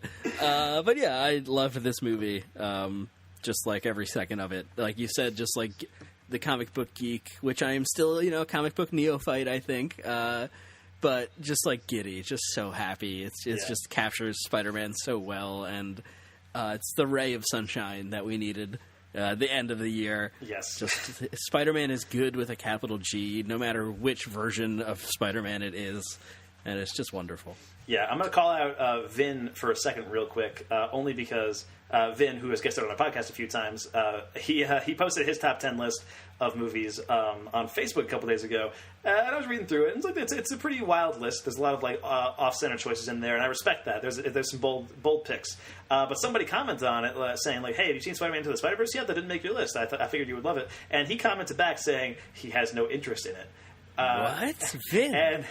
And I responded to that saying, you have no interest in a basically perfect movie? Go watch it, you dummy. So, Vin, I'm calling you out right now. You got to watch Spider-Man Into the Spider-Verse. It made both of our lists. That's the law. That's the... You have to see it. Exactly. All right, so let's move on to my number 2 pick of the year, Mike. Yes. That is a movie called Blind Spotting. Hey, got it. What that boat do? Hey. No. Hey. Shit, man, I got that jug. We're sailing, fishing, floating, or fucking. Get you a flight to Boston in a private function. Perfect for getting into something. Let me put you on that water world, bruh. Bruh, is it hot or cold, though? Warm to the touch, no burn, no. What's the intel on the Vin Diesel? No fingerprints, bruh. Dusty trail? Theory. It's Gucci. Cuz, I can't be around the way with some out of pocket. You under dig? Get burped, and I gotta peel out for the Daytona 500 because I got a few cameras tucked. Niggas got laundry, no bleach. All mamas, this was in the cut. Rebuild jug, though? What's the part 2? No sequel, bruh. Pockets is touching, so we're just trying to get it off into a movie. Cuz, I'm gonna have to let that marinate one time. Bruh, if you're really about that life, this is the come up right here. Plus 3 bills ain't nothing but a small thing to a giant like yourself. I say let's make moves. You throw me that 300 right there. I'm gonna clip the woo-wop to the rear view, and less is more, you dig? Clip the woo-wop to the rear view? By far. Fast. What'd he say? Oh, I have no idea. Which is a movie directed by Carlos Lopez Estrada and co-written by David Diggs and I didn't write any of the guy's name. I'm pretty sure Rafael Casal is the guy's name. But anyway, 2018 has been a pretty significant year in film for a few reasons, but I think chief among them is the sudden surge in really terrific, racially charged films from directors of color, like Black Panther, like Black Klansman, The Hate You Give, which I mentioned in my honorable mentions, Sorry to Bother You, which you mentioned before as well. And my favorite of these was Blind Spotting, which again is co-written by David Diggs, who was from Hamilton. He played Jefferson in that show. And this is the story of a strained friendship in a quickly gentrifying Oakland. And it's kind of incredible because this movie doesn't really feel like it's about that. Not much happens plot-wise, but it's about a lot. It evokes the spirit of Do the Right Thing, I think, while blazing its own trail. It feels like its own thing, but it also feels like it's kind of it's building off the groundwork that was laid down by Do the Right Thing. It's very funny. It's often hilarious, actually. And when it wants to be, it can turn on a dime and get incredibly intense in a heartbeat. I mean, one of the big things about this movie is that David Diggs' character sees a cop shoot somebody unarmed in the street, and usually with when you see that kind of thing in a movie, the movie is about that, and it's about bringing that cop to justice and all that kind of thing. But this movie is really just about David Diggs is just a guy. He's on parole. He doesn't want to deal with any of that stuff. So he's just kind of dealing with the fact that he saw that throughout the movie, and what the kind of emotional toll that takes on him. And it's really incredible. And also, I mean, Diggs uses his very unique rapping skills to deliver one of 2018's most incredible sequences. The final act of this movie is unreal, and it's thanks to that skill that he has, which is on display in Hamilton, and it's on display here. It is a scene that should not work. Absolutely not. Like, when you're watching it, when it started, I was like, "Oh no, this is going to be like real bad." But then it does. It's like a miracle that it works. It like pulls out, and it's like holy, like because it goes for it. Like it commits to that concept, and it's so good. I won't say what the concept is or what happens in the scene because it's like the last scene of the movie, okay, or like just before the last scene of the movie. So it's spoilers and stuff. Yeah. But, it's Blind Spotting, and this is one of those movies, like I mentioned a bunch of those movies before, like Black Panther, Black Klansman, Sorry to Bother You, and those movies I feel like got a lot more attention this year. That they're movies that, got pretty, like, I think made a decent amount of money, especially Black Panther, which made all the money. But, I think this one is my favorite because of, like, I don't know, just the relationship between Daveed Diggs and Raphael Castel is so compelling, and they have just a really incredible friendship that's developed on screen because these guys actually have been great friends for like 20 years or something like that. They've been co-writing the script for a very long time. Wow. So that is Blind Spotting, and that's my number 2 pick for 2018. Now, before we get to our number ones, Mike, here's something I thought would be kind of cool. We've had a few guests on the show this past year. We mentioned that at the top of the podcast, and they're about to chime in right now with their own favorite movie of 2018. We have callers? They're going to call in? Yeah, call number 1, call number 2, whatever. Chime in, guys. Take it away. Hey, it's Colin. I was on the Ant-Man and the Wasp episode of FilmBookCast. My favorite movie this year is definitely Hereditary. I'm a huge fan of the horror genre, and it's the first horror movie I've seen in a couple of years that has genuinely terrified me. It didn't rely on jump scares or the same played-out tropes that horror movies generally use to get a response from their audience. It was well-written, had great performances, and created a sense of anxiety in me that I hadn't felt before from a movie. It delivered everything that I could want from a horror movie and then some. This movie lingered in the back of my mind for a few weeks afterwards, and every thought brought with it a sense of discomfort as I continued to dissect this movie. Even though I haven't been able to bring myself to watch it again because I'm frankly a little bit afraid, I loved everything about this movie and would highly recommend it. Hey, this is Kyle Cullen. I was on the episodes where we reviewed Mission Impossible Fallout and Creed 2, and I think my favorite movie this year has to have been Into the Spider-Verse. It's just, I'm a huge Spider-Man fan, so it's just, that movie, it ticked every single box. It was a killer story. The animation was super unique. It was like nothing I've ever seen before. It was like, my mouth was ajar for most of the movie. It was so entertaining. It was nonstop from minute one, and I loved absolutely everything about it. And yeah. Thank you for having me, Mike and Mike. Hey, this is Nick Wormuth. I was on the Halloween episode of the FilmBookCast, and my favorite movie of 2018 is Paddington 2. Now, before the inevitable dismissal, let me first paint a picture for you. An immigrant flees his home country in search of refuge after the patriarch of the family passes away from a catastrophic natural disaster. He moves to the only other place he could possibly call home, a distant land by the name of London. Facing adversity and prejudice at every corner, he struggles to recreate his life. After finally finding acceptance with his adopted Westerner parents, the refugee seeks to find a gift to send back to his remaining family at home. He is continuously rejected from prospective jobs, as the owners learn he will not conform with their established norms. He is an outsider. After being framed of a crime he did not commit by an aging member of the ruling upper class, he is then sent to prison without proper due process. The system that should have worked to welcome him and offer him hope and opportunity has instead failed him. Against all odds, the refugee employs the values and traditions of his own home culture to free himself, as well as those who have long suffered side by side with him. He rejects the xenophobic ideas of those who intend to persecute him, and prevails not with violence or anger, but rather kindness and understanding. He is not the impending threat sent to destroy our way of life. He is not a criminal. He is just a hopeful outsider looking to find the goodness and potential in us all. He is Paddington. And I hope you all remember this when the 4th remake of A Star is Born wins Best Picture. Thank you. Hey, Mike and Mike, thank you so much for having me on your year-end show. Super happy to be here. I'm definitely doing a little bit of radio voice right now because I am a touch under the weather. Whew. All right, let's do this. It's weird being alone. You can't really gauge anybody's reactions on anything I say. My favorite movie this year had to be Bird Box. I mean, what a story. What visuals. The characters you really can get behind, like boy and girl. and Sandra Bullock's character, who definitely has a name.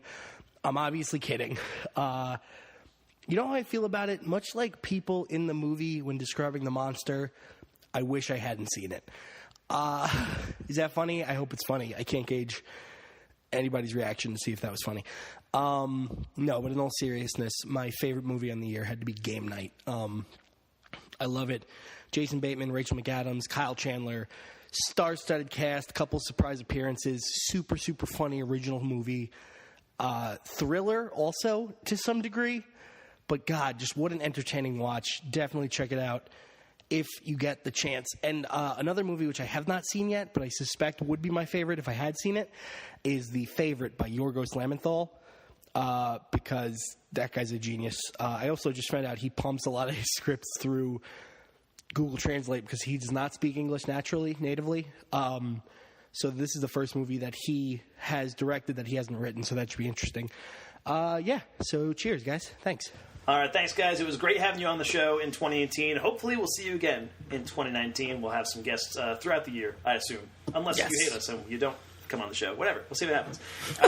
It's not personal or anything. Don't worry about it. Yeah. Anyway, Mike, let's move on to our number one movie of the year. And based on everything that has happened so far, I feel like we have the same number one. That's the sense that I've been getting. Whoa! I mean, we have overlaps, some different positions. We've had some similar movies, though. Yes, I mean I think we both had Mission Impossible on our list. We had Spider-Man on our list. We had Spider-Man, Mandy, and I think our number one will be the same. But I'm going to have you say it first, and then we'll see what happens. Maybe you're throwing me for a curveball. I don't know. I don't know. We'll see. So we'll see. What is your number one pick of 2018, Mike? My number one pick is Hereditary. Mine is too. Wow, okay. Just seems like there might be something you want to say. Yeah. Like what? I mean, why would I want to say something so I could watch you sneer at me? Sneer at you? I don't ever sneer at you. Oh, sweetie, you don't have to. You get your point across. Okay, so fine, then say what you want to say then. Peter. I don't want to say anything. I've tried saying Okay, things. so try again. Release yourself. Oh, release you mean? Yeah, fine, release me. Just say it. Just fucking say it. Don't you swear at me, you little shit! Don't you ever raise your voice at me! I am your mother! Do you understand? All I do is worry and slave and defend you, and all I get back is that fucking face on your face! So full of disdain and resentment and always so annoyed. And what a waste. If it could have maybe brought us together or something. If you could have just said, I'm sorry, or faced up to what happened. Maybe then we could do something with this. But you can't take responsibility for anything. So now I can't accept. And I can't forgive. Because nobody admits anything they've done. So yeah, you go first, man. What's your take on Hereditary? Yeah, I think I said this when we talked about it. I have never been so deeply personally affected by a movie in my life before. This might be like the number one movie of me ever. Not that I necessarily think it's the best movie ever, just that it is like it has gotten in me and I can't get rid of it. And I think about it every day, like literally, like seriously, it's insane. Like it's kind of weird. Yeah. Every single day. Like, it's just like a scene, like whatever, like anything. I think of Hereditary every day for a second, you know, like in the middle of at work. I'm like, whoa, yeah, that was crazy when they did that. Okay, and I just go back. Like, yeah, it's insane. Yeah, and I think this year it's the best movie that came out. It's going to be a shame that I don't think anyone's going to get nominated from it. I think Toni Collette should get the Oscar. Yeah, it's just, wow, Hereditary. Yeah, I will agree with that. And I think, Toni Collette has an outside chance of an Oscar nomination. I don't think she has any chance of winning. But, it's, Hereditary, yeah. This movie is unreal how good it is. And this is directed by Ari Aster. It's his debut film. This is the guy's first movie. Like, he knocked it out of the park. How did he do that? Just give up, dude. Like, you don't... You did it. You did it perfect. Just don't. No, you got to To Kill a Mockingbird this and just like, never write anything again for that. Except in 80 years, make a not so good sequel. Exactly. Anyway, this is director Ari Aster's debut film, and I think it's a horror movie for a generation. Like in the same breath, we talk about movies like Rosemary's Baby, The Exorcist, Silence of the Lambs. Like I think we can bring up Hereditary in that same discussion. Like it's that good. I was like. I was looking forward to this movie when it went in. Like I saw the trailer a few times. I was like expecting a pretty good horror movie. I was expecting also a pretty like divisive horror movie, like a movie because it was an A24 horror movie. I knew that much, and so they'd also come out with like The Witch, and it comes at night, and it was like those movies. I like those movies quite a bit, especially The Witch, but they're movies that like mainstream audiences could not latch onto. Like they were not they were not big in terms of outside of like film geek circles. But Hereditary, I saw in a pretty packed theater. Everybody was fucking into it. Like, and it's kind of incredible. This movie like crossed over from like art house horror into just mainstream horror, and did so. It's like the formal filmmaking craft is just on display in this movie. It's a sight to behold. And Toni Collette's amazing in the movie. She's like a powerful and insane performance that's going on here. And experiencing this movie in that packed theater of people just losing their minds was a highlight of my movie going year. Like we both talked about when we reviewed this movie, like similar stories. About like seeing the audience react to certain things in the movie and being like, it's insane watching this movie with an audience. But watching it alone, like I have not gotten the chance to rewatch this movie yet. But I think it's going to play. I think it's going to play like gangbusters. Like I have it. I bought it on Blu-ray. And I'm honestly too shook to watch it. I can't. I don't know what it is. There's actually one scene in particular that I think about like the most often. Is it the corner? Well, that's like part of it. Yes. Okay. Well, I guess like the technique, but it's the specific scene. I think it's very like in the first 5 minutes or whatever, right after Grandma's funeral, when Toni Collette is going through like her office and she like shuts the light off and like you see the silhouette of Grandma in the corner, like just next to the window or whatever. Yeah. Right. That's the lights out reference. Yeah, like the light. Yeah, exactly. Like that. That's it. That like every time I shut a light off, I'm like, God damn it. Yeah, that's how deeply like this movie has gotten into me. Yeah, I feel like I have some mild trauma from this movie, and yet it's your number one movie of the year. Yeah, like it's like the fact that it could do that to me. It's got to be number one. Yeah, definitely. I think when we reviewed this movie, I even said in the review that like I was pretty sure Hereditary would be my number one movie of the year. Really? I said that. I said that while we were reviewing the movie, and I think what I said is that there was very little chance of Hereditary being dethroned as my number one pick. So at that point, it was like absolutely certain that was my number one of the year at that point. But I was like, I don't know if anything can like. Like it was just—it's one of those things where it's like, holy shit, this movie like really blew me away in every capacity. It's kind of nuts. Like there was a point while watching, like I was engaged and I was loving it for the entire like 3/4 of its runtime, and then at about the 3/4 mark, there's like one point, there's one scene where I'm like, okay, this movie is a masterpiece. Like it's unreal how good Hereditary is. And I also bought it on Blu-ray. I got to rewatch it soon.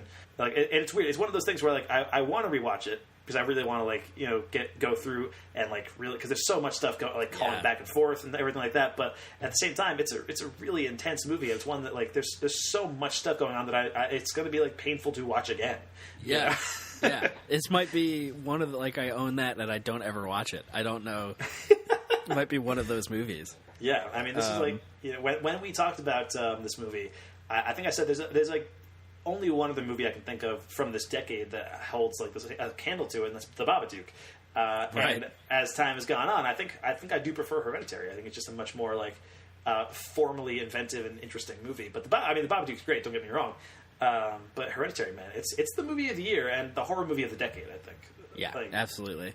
Yeah. So that is our number one pick, man. We did it. We made it through our top 10, and we had the same number one. I thought that we might. I really thought that we might have the same number one. Yeah, I've been wanting to tweet about like Hereditary, just like as I've been thinking about like my list and stuff.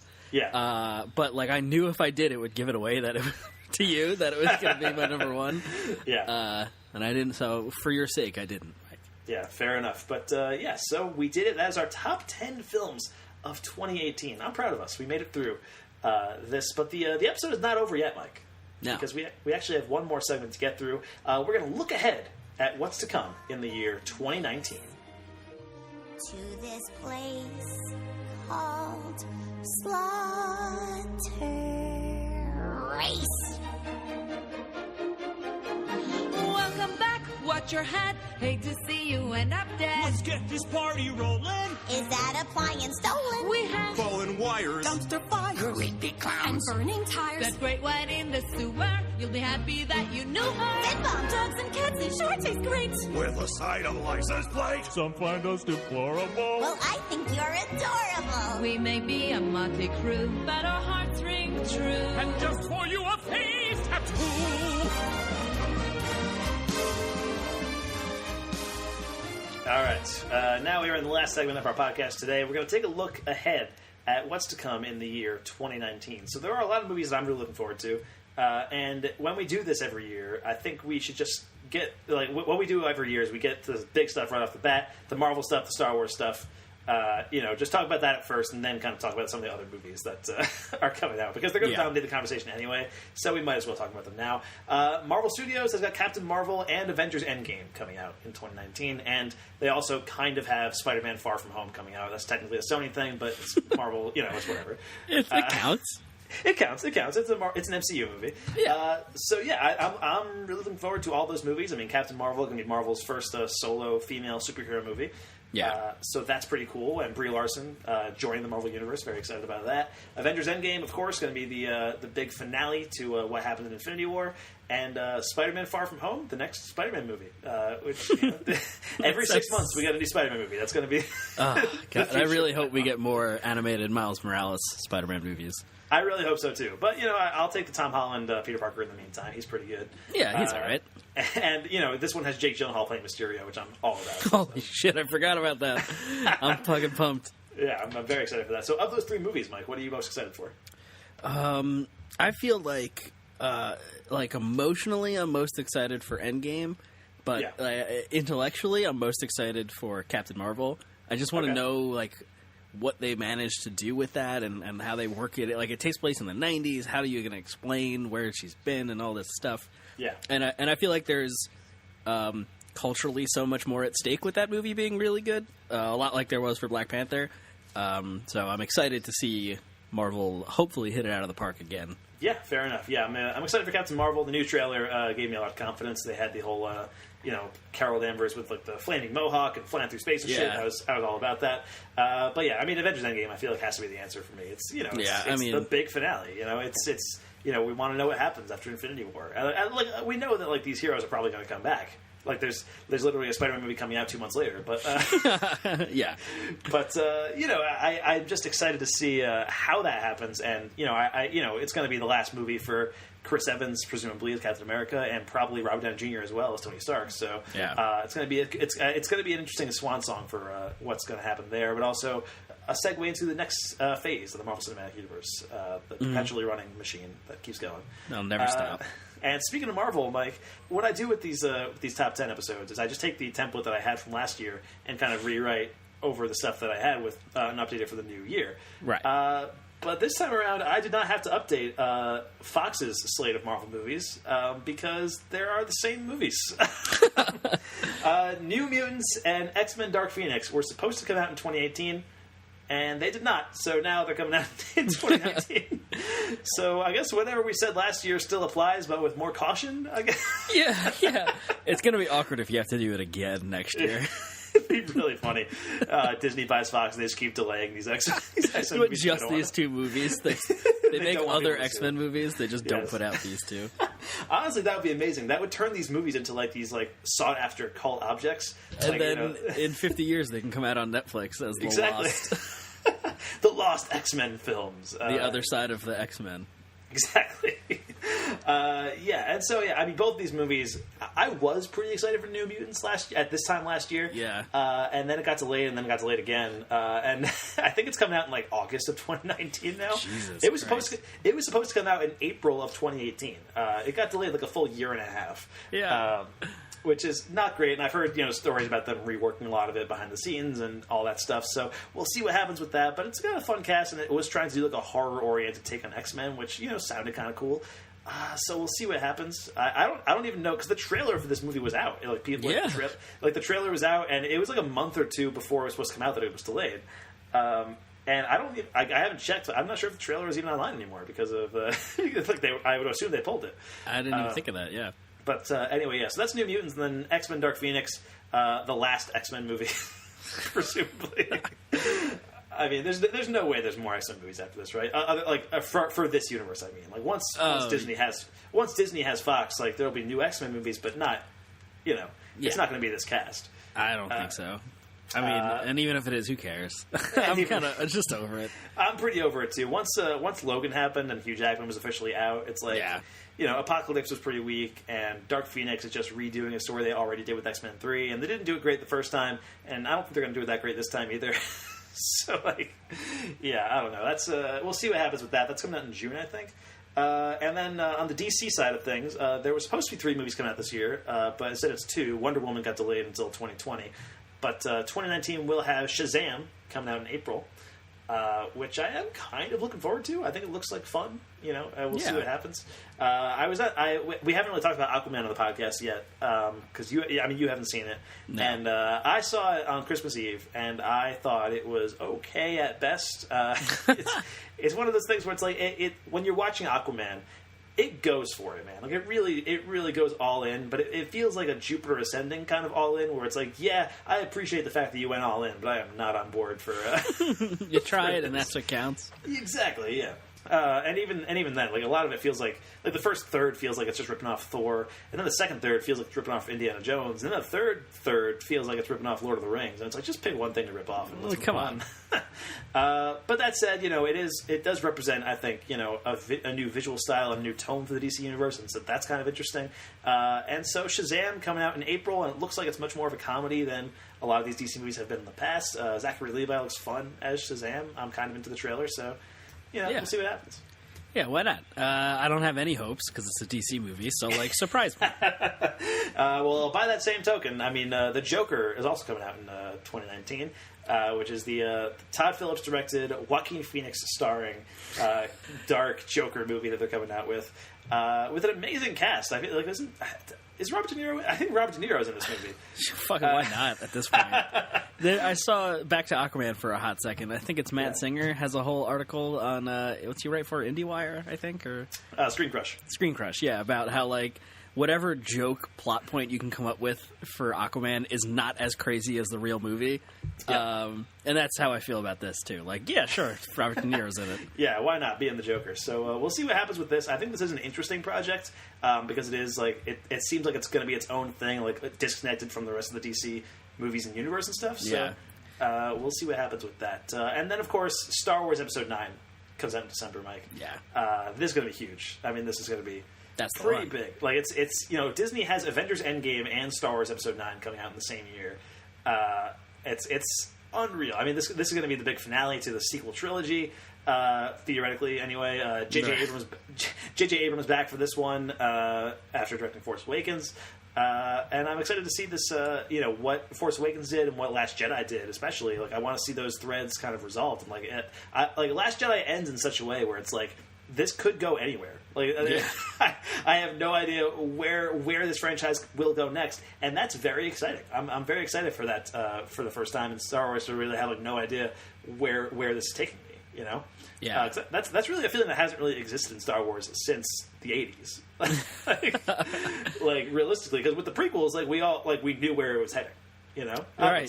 Because they were the prequels, and then with Force Awakens, it was we kind of had an idea of there's going to be new characters, but they're going to interact with the old characters, and then it turned out to be a remake of A New Hope, and it's okay, so this is we get it. we kind of know what's happening here, but then by the time The Last Jedi ends, it's this could go anywhere. That's very exciting for Star Wars, and so the idea of Star Wars Episode 9 coming out in December once again. I feel like if you're going to make Star Wars movies, I feel like they learned the lesson from Solo. Got to come out in December now.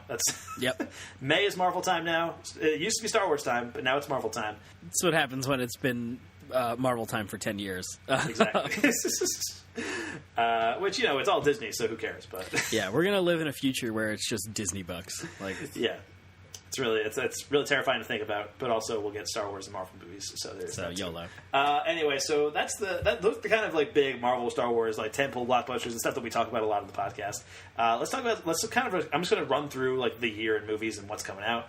We got Glass coming out in a couple weeks, and Night Shyamalan making his triumphant comeback. Man, it's been beautiful to watch Shyamalan like really like come back in this way. I think, because there was The Visit, which I liked, and you did not. That was like one of our first episodes, right? That was pretty early on in the podcast. We reviewed The Visit, and then he came out with Split a couple years ago, and everybody's like, "Holy shit, M. Night Shyamalan is back!" And of course, the twist at the end of Split, spoilers, is that it takes place in the same universe as Unbreakable, and now Glass is combining both of those universes, like both of those movies, characters from Split, characters from Unbreakable in one thing. I'm very excited about that prospect. Yeah, I guess I have to watch Unbreakable. Yeah, you probably should. Before I see Glass. I forgot you hadn't seen Unbreakable because we reviewed Split. Yeah, and I remember you watching. I think you were talking about like having no idea what was happening in the post-credits scene. Yeah, which I imagine is how a lot of people felt, honestly. But yeah, that's a bummer. But I'm pretty excited about Glass.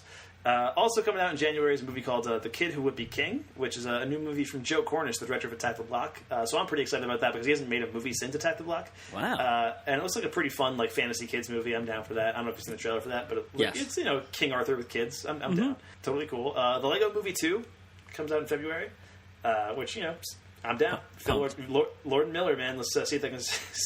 Let's see if we have to doubt Lord and Miller. We don't. But I don't know if they're going to pull it off this time. Yeah, who knows? Who knows if they can pull it off? They just came out with Spider-Verse, but can they do it a second time? We'll see.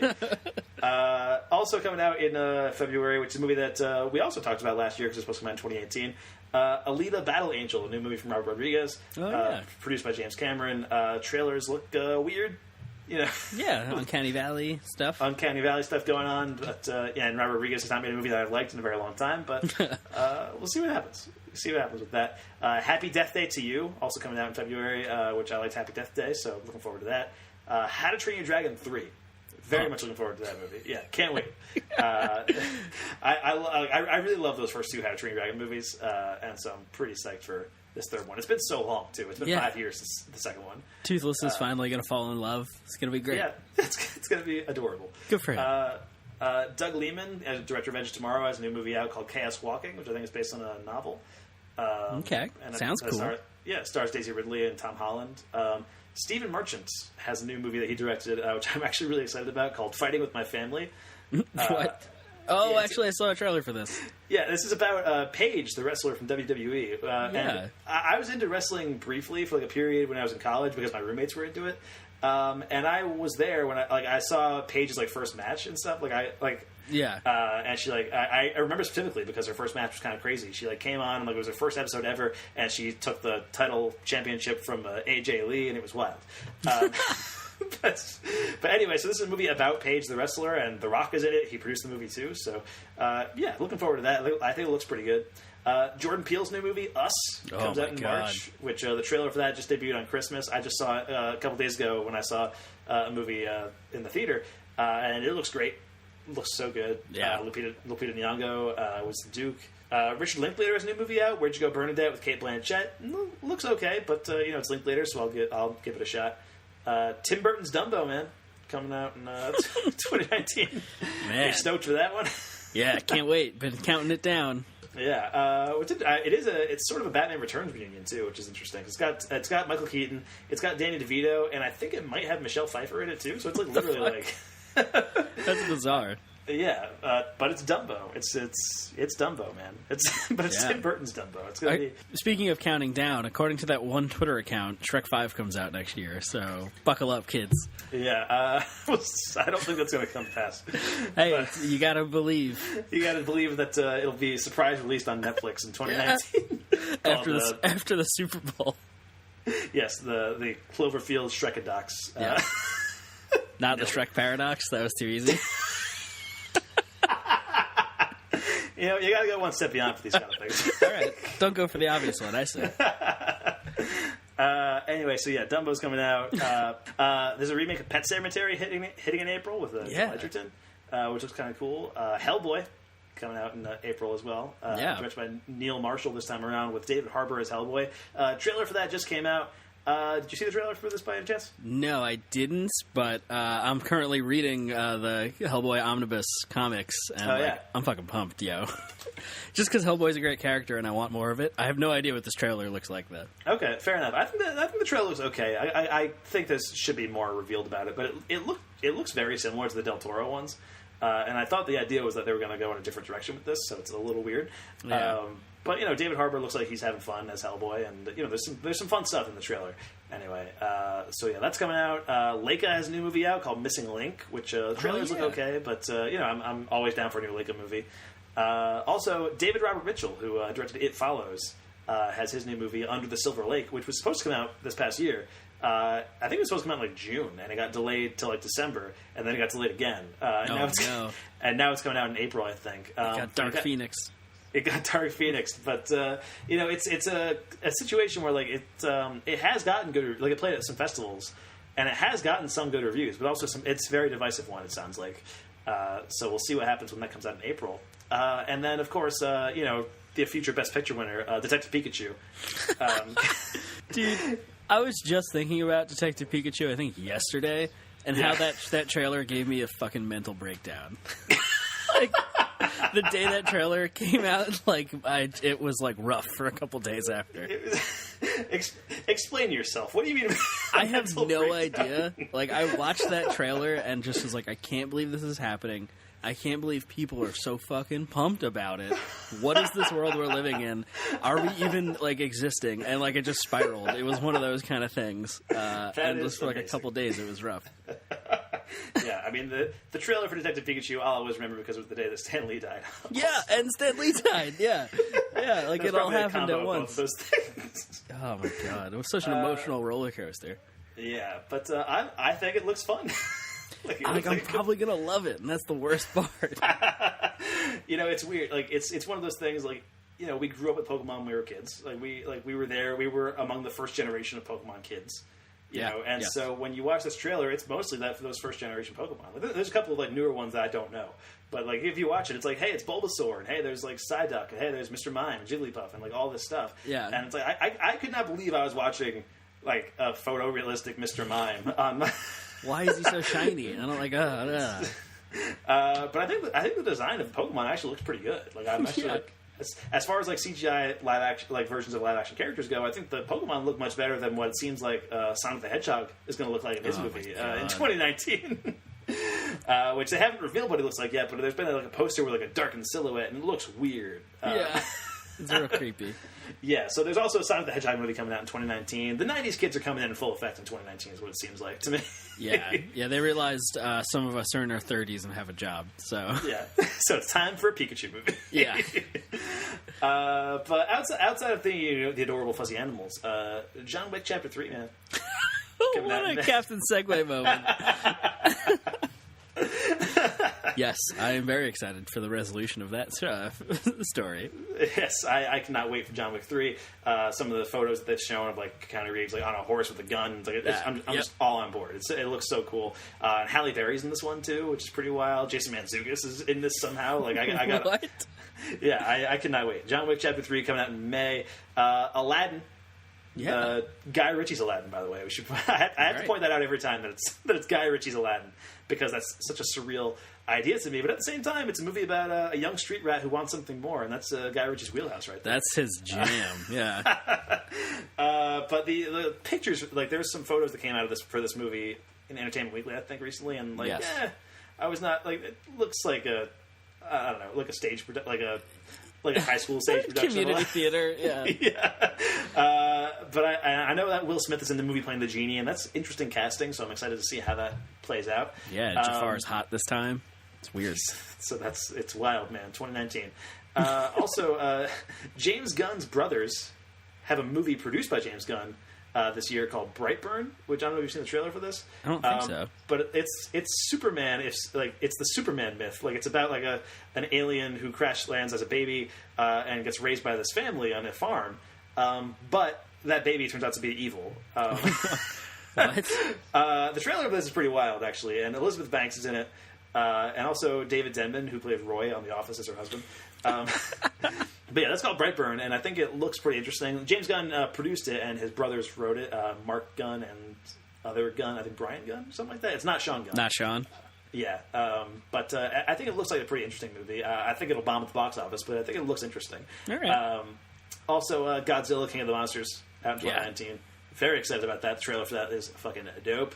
Rocket Man, which is the Elton John biopic, which is directed by Dexter Fletcher, who was the guy who finished up Bohemian Rhapsody when Bryan Singer left, which I think is kind of weird. Oh, isn't like Taron Egerton Yes. Elton John? Yeah. Yeah. That's going to be weird. It's going to be interesting. The trailer's out. It looks like pretty good. I think it looks pretty good. All right. It looks more interesting than Bohemian Rhapsody anyway, because it seems like it's going to approach it as like a more of a fantasy musical biopic as opposed to like a traditional straight kind of like, this is your entire life. Yeah. Jimmy Cox has to think about his entire life before he walks out on that stage. Yes. I had to work in a Walk Hard reference when I can. But as I've been told, I do it a lot, apparently. Also, Men in Black International, back this year. You're still laughing at my Walk Hard reference? Yeah, well, I was just thinking, what was the thing you said? You say it every time. It's like the greatest movie that you've ever, or whatever, I can't remember. Wait, what? No, hold on. Don't worry about it. Well, moving on. Men in Black International. Men in Black International is out this year. Trailer for that just came out with Chris Hemsworth and Tessa Thompson. Liam Neeson's also in it. Looks fun. Looks fine. Yeah. I think it looks okay.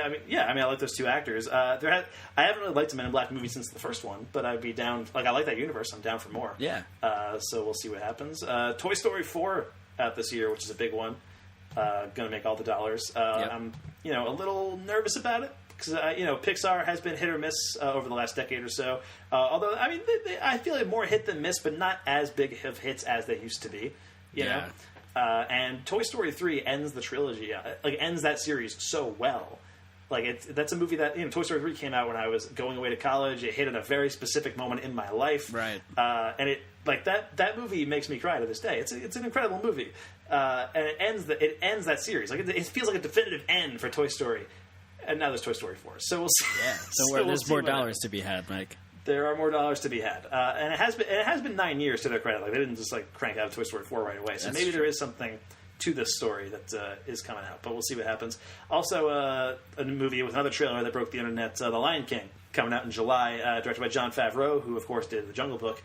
And yeah, the trailer I think looked okay. I feel like there are 3 live action Disney remakes coming out this year with Dumbo, Aladdin, and The Lion King, and that's too many. It's too many. Because I'm not big on this trend of live action Disney remakes. Every once in a while, sure, why not? But to me, it's like, you're taking these animated movies that are popular partly because they're animated movies, right? And taking away the animation and substituting it for photorealistic stuff, and that it looks weird. It's not even that it looks bad; it's that it looks weird to me. Especially with when Beauty and the Beast came out, the remake that came out in 2017. There's the candlestick and the clock and stuff, and they look like a candlestick and a clock, and I hate them. Okay. I hate them so much because you have the animated version, and the animated version they look great because you can have expressions in animation, right? They have these big eyes with expressive faces and stuff. But when you make them look like a candle, it just looks like a fucking candle. There's no expression. With a French accent for some reason. Yeah, and so with The Lion King, it's you have these cartoony animals, and now there are these live action versions, and it's I don't know. I feel it's going to be weird. I think it's going to be odd. I'm sure it will be. But we'll see what happens with that. Also out this year, probably the movie I'm most excited about is the new Quentin Tarantino movie. Once Upon a Time in Hollywood comes out in July. Yeah. Yeah, that's going to be real weird. I'm very excited about that. Kind of related to the Charles Manson stuff and all that. And it's got an incredible cast: Brad Pitt, Leonardo DiCaprio, Margot Robbie. And I'm always down for a new Tarantino joint. One of my favorite directors of all time. So cannot wait for that. Hobbs and Shaw comes out this year, Mike. Goddamn right it does. It's about time. The Fast and Furious spinoff focusing on just The Rock and Jason Statham. They got rid of all the parts that don't work and just focus on the stuff that does. Yeah, it's going to be great. I'm very excited for this, and it's directed by David Leitch, who did co-directed John Wick. Shit. Yeah. I didn't know that. I did. I didn't remember that, though. Also did Atomic Blonde, directed Deadpool 2 also. So yeah, Hobbs and Shaw, very excited about that one. Also out this year is one that I'm kind of curious about, just because I read these books when I was a kid. and they're books that I remember very little about those books now, but I remember being really into them when I was a kid, and that is Artemis Fowl. Oh, yeah. Yeah, and this is also Disney, I think. They're the ones adapting this. Were you an Artemis Fowl fan when you were a kid? I was a huge Artemis. Have we never talked about this before? Hold on. I think we might have talked about Artemis Fowl at some point, but like I don't know. It's never. It doesn't really come up that often. No, that's fair. I'm a very big Artemis Fowl fan, or was at least. I don't think I ever finished the series. It's one of those things where you think you're cool at 17, and you're like, I can't keep reading the series. It's for children. But I secretly wish I had. I feel like the series didn't end for a while, and then it came back later on, or something like that. Ewan Colfer was the one who wrote those books. Yeah, probably. I don't really know. I feel like there was 3 of them. I feel like I remember reading like 3 or 4 of those books. Yeah, I think there's like around 6 or 7 ish or something like that total. But yeah. I mean, kid, super genius, cat thief, cat burglar. I'm in. Let's go. Hopefully it doesn't pull A Wrinkle in Time, which I haven't seen. But hopefully it's still pretty good and it's not just a big CGI fest kind of thing. Yeah, A Wrinkle in Time I thought was pretty rough, but Artemis Fowl I'm curious about it, definitely. It's a beloved children's series. I think it feels weird. It feels late. Yes. This movie should have been made 10 years ago. But and I feel like it was being talked about 10 years ago. I feel like I remember while I was reading these books, seeing online places, right. On AOL or whatever the fuck, whatever the internet was back then, being Artemis Fowl movie in the works and stuff. And right. Yeah, so I don't know if the kids these days are going to flock to Artemis Fowl, but we'll see what happens. I'm intrigued by it either way. Also, It Chapter 2 coming out this year. Did you ever see Chapter 1? I know we wanted to review it when it came out. No, I never got around to it. Oh, man, you should watch that. Chapter 1's pretty good. I've heard, yeah, it's a fun movie, and it was. I mean, I'm surprised it was a huge movie when it came out. Too. I know. One perfect shot won't stop tweeting that one fucking frame with the circle of kids with the cast with "lover" written over "loser."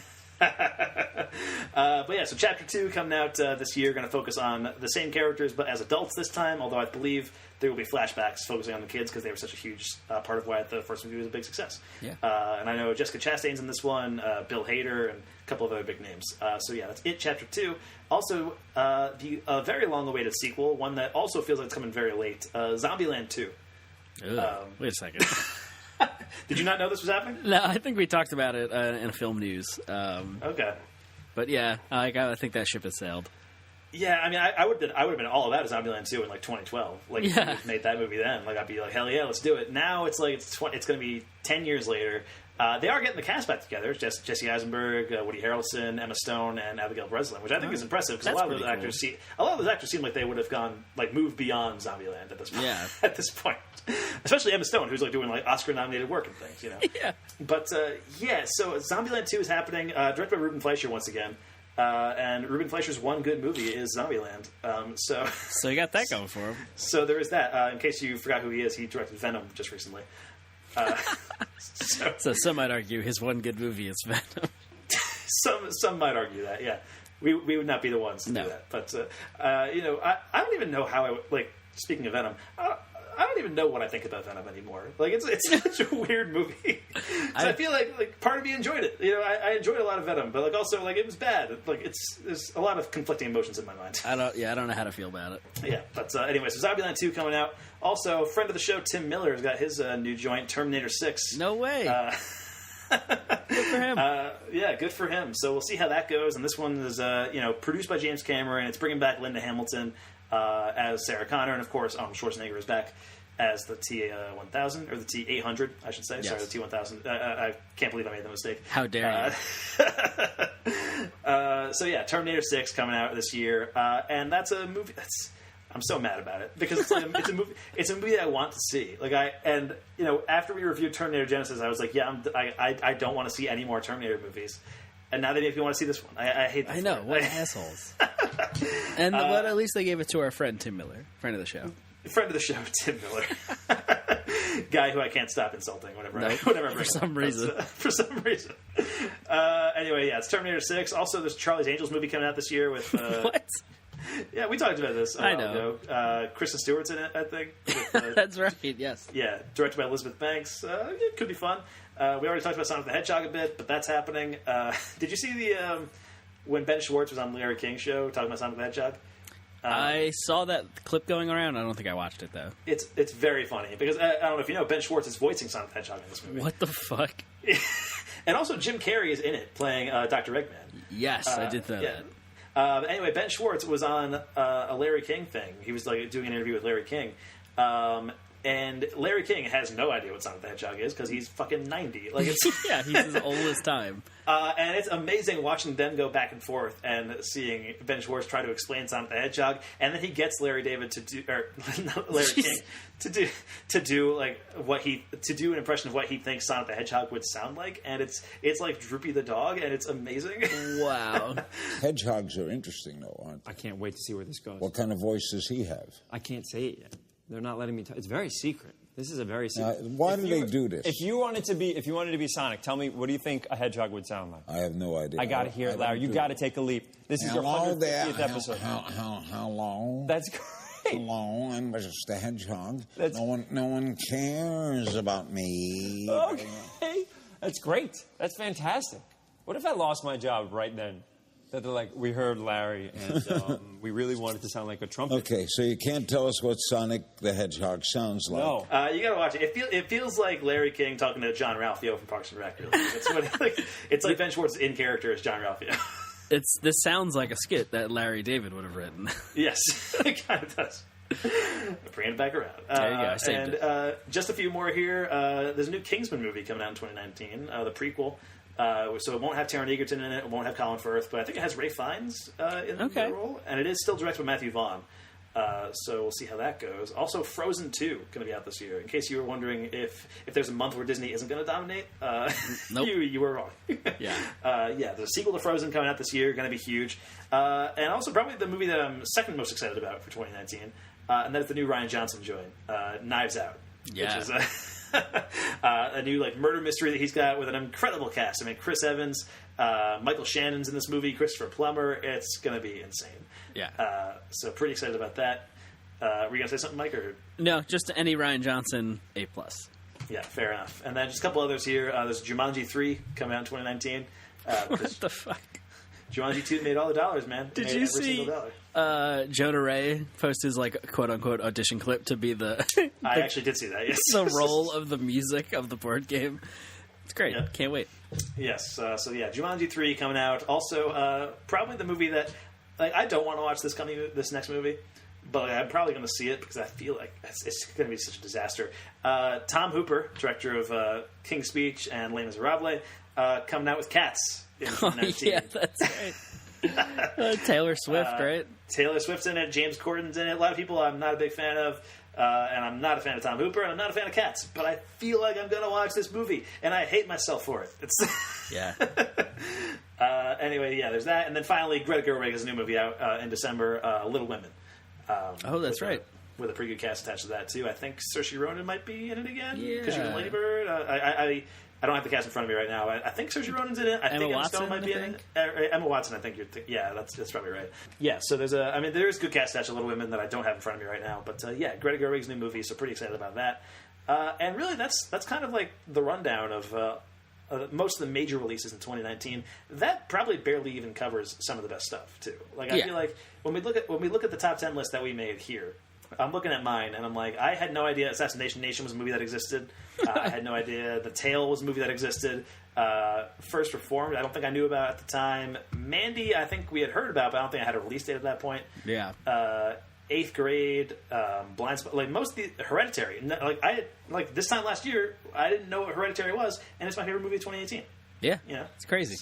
So basically, we just said a bunch of movies that will, I'll probably see most of them. Wait a second, hold on. Well, just because that's what I see everything. So okay, that's fair. I'll probably see a lot of these movies, and some of them will be bad, some of them will be good. But I think, at the end of the day, a lot of these movies will not make the cut for the top 10 next year. No, I think you're right. I hope some of them do. I hope Sonic the Hedgehog blows me away, but our animated Spider-Verse movie was my number 2. Your number 4. right? Yeah, we must have mentioned that in our thing last year. We must have. We probably did. Colin, check the minutes. Yeah, Colin, check the minutes on that one. I feel like I was pretty excited for the animated Spider-Verse movie from the get-go. Yeah. But for some reason, people just don't seem to. Everybody who's seen it seems like they like it. We've already talked about Spider-Verse. We don't have to get on. Then go see Spider-Verse. Yeah, exactly. Anyway, yeah. So that I believe wraps things up for today, Mike. We did it. With that, we did our top 10 movies. We did our top 3 shows. We looked ahead at 2019, and we're better people for it. I think It's a big year for us. I think 2019 is going to be an even bigger year, hopefully. Be a lot of goodness happening. I think so. So, yeah. On that note, I think we can wrap this up. Mike, where can we find you online this week? You can find me at MD Filmblog on Twitter. And I don't have anything else to plug, but thanks for being with us. At least Colin and some other guys. I mean, we have people who listen to the podcast, Mike. There is an audience for this podcast. Yeah, shout out to Eddie, who I think is the first non-friend to reach out to us. So thanks, man. Well, don't reveal how small our fan base is, Mike. Hey, look, it's just us hanging out. What are you talking about? Fair enough. We're hanging out, and our audience is growing. Yeah. In any case, so yeah, thank you to everybody who listens to this podcast because we love doing it. It's a great time, and we hope to keep doing it for a long while. At least I hope so. I don't know. I can't speak for Mike. You sounded so non-committal. Oh, we're shutting this down after this episode, Mike. I didn't tell you. Oh, okay. Never mind. This is our finale. No, yeah, I sincerely I love doing this podcast. It's a great it's a blast. We have a blast doing it. Anyway, yeah, you can find me online at msmithfilmblog on Twitter, and all of our podcast stuff you can find at filmbook.com. Anywhere podcasts are found, like Apple Podcasts or Stitcher or iTunes or all that good stuff. Thank you so much for listening to FilmBookCast. I'm Mike Smith. That is Mike DeCrescio. If you are listening to this discussion via our podcast on iTunes, subscribe to the podcast, rate it, take a moment to give us a review. Feedback, compliments, topic discussions, and even hate mail can be sent directly to podcast@filmbook.com. Please list the podcast your email on the title of your email because we produce just so many different ones. It's hard to keep track. We would love to hear from you. Now, join us in 2 weeks where we're not really sure what we're going to review yet. We were talking about maybe doing Aquaman at some point. I've seen Aquaman, was not a huge fan, but I wouldn't be opposed to reviewing it. I wouldn't rewatch it for the review, but I would but I would review it with you, Mike, if you wanted to do Aquaman. Yeah, we're kind of in that awkward in-between times. It is January, so it's kind of a dead month. I mean, I guess we could do Escape Room, which is... So like we said, it's kind of a dead month. I actually kind of want to see Escape Room. I'm probably going to. But... there's Aquaman. We could do Bumblebee, which I saw and I enjoyed. We could do Mary Poppins Returns, which I have not actually seen yet. Probably going to do this weekend. And I mean, there's also plenty of other movies that we can just catch up on. We can do Roma, for example, right? Which I have seen. You have not yet. Not to blow up your spot. With the thanks, top 10s. man.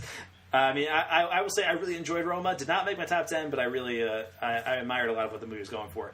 And so we'll figure out what we're going to review. But past that, we're definitely going to do Glass. I think Glass is definitely the first big movie of 2019 that we need to talk about. But anyway, in 2 weeks, we'll figure it out. And check out our next Complete Works next week, where we're talking Nicolas Cage's role in David Gordon Green's 2014 film, Joe. And speaking of, being a big year for Nicolas Cage, Joe was also a pretty big movie. It was a very critically acclaimed film. Yeah. For Cage. I think that was the first inkling of the catching whiffs of the Cage-a-sance. Yeah. Yes. Yes. So pretty excited to talk about that movie and to continue the podcasts into 2019. Thank you so much for listening, guys. We're going to play us out with a song from a movie that I actually haven't seen yet, and I mentioned that at the top of the episode, Annie and the Apocalypse, which is a movie that also feels like it's probably specifically made with me in mind. I don't know if you've heard of this movie, but it's a musical zombie Christmas movie. What the fuck? And it played at Fantastic Fest last year, and I've been hearing nonstop great things about it. And it opened in limited release in December, and it just never made it. It barely played outside of LA, I think.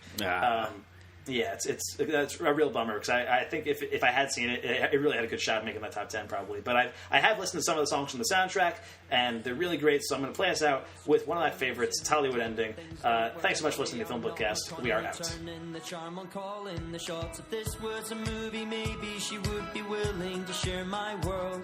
I'm starting to realize sometimes the nice guys don't always get the girl. 'Cause no one ever tells you when you're young. Love's not like the books of film.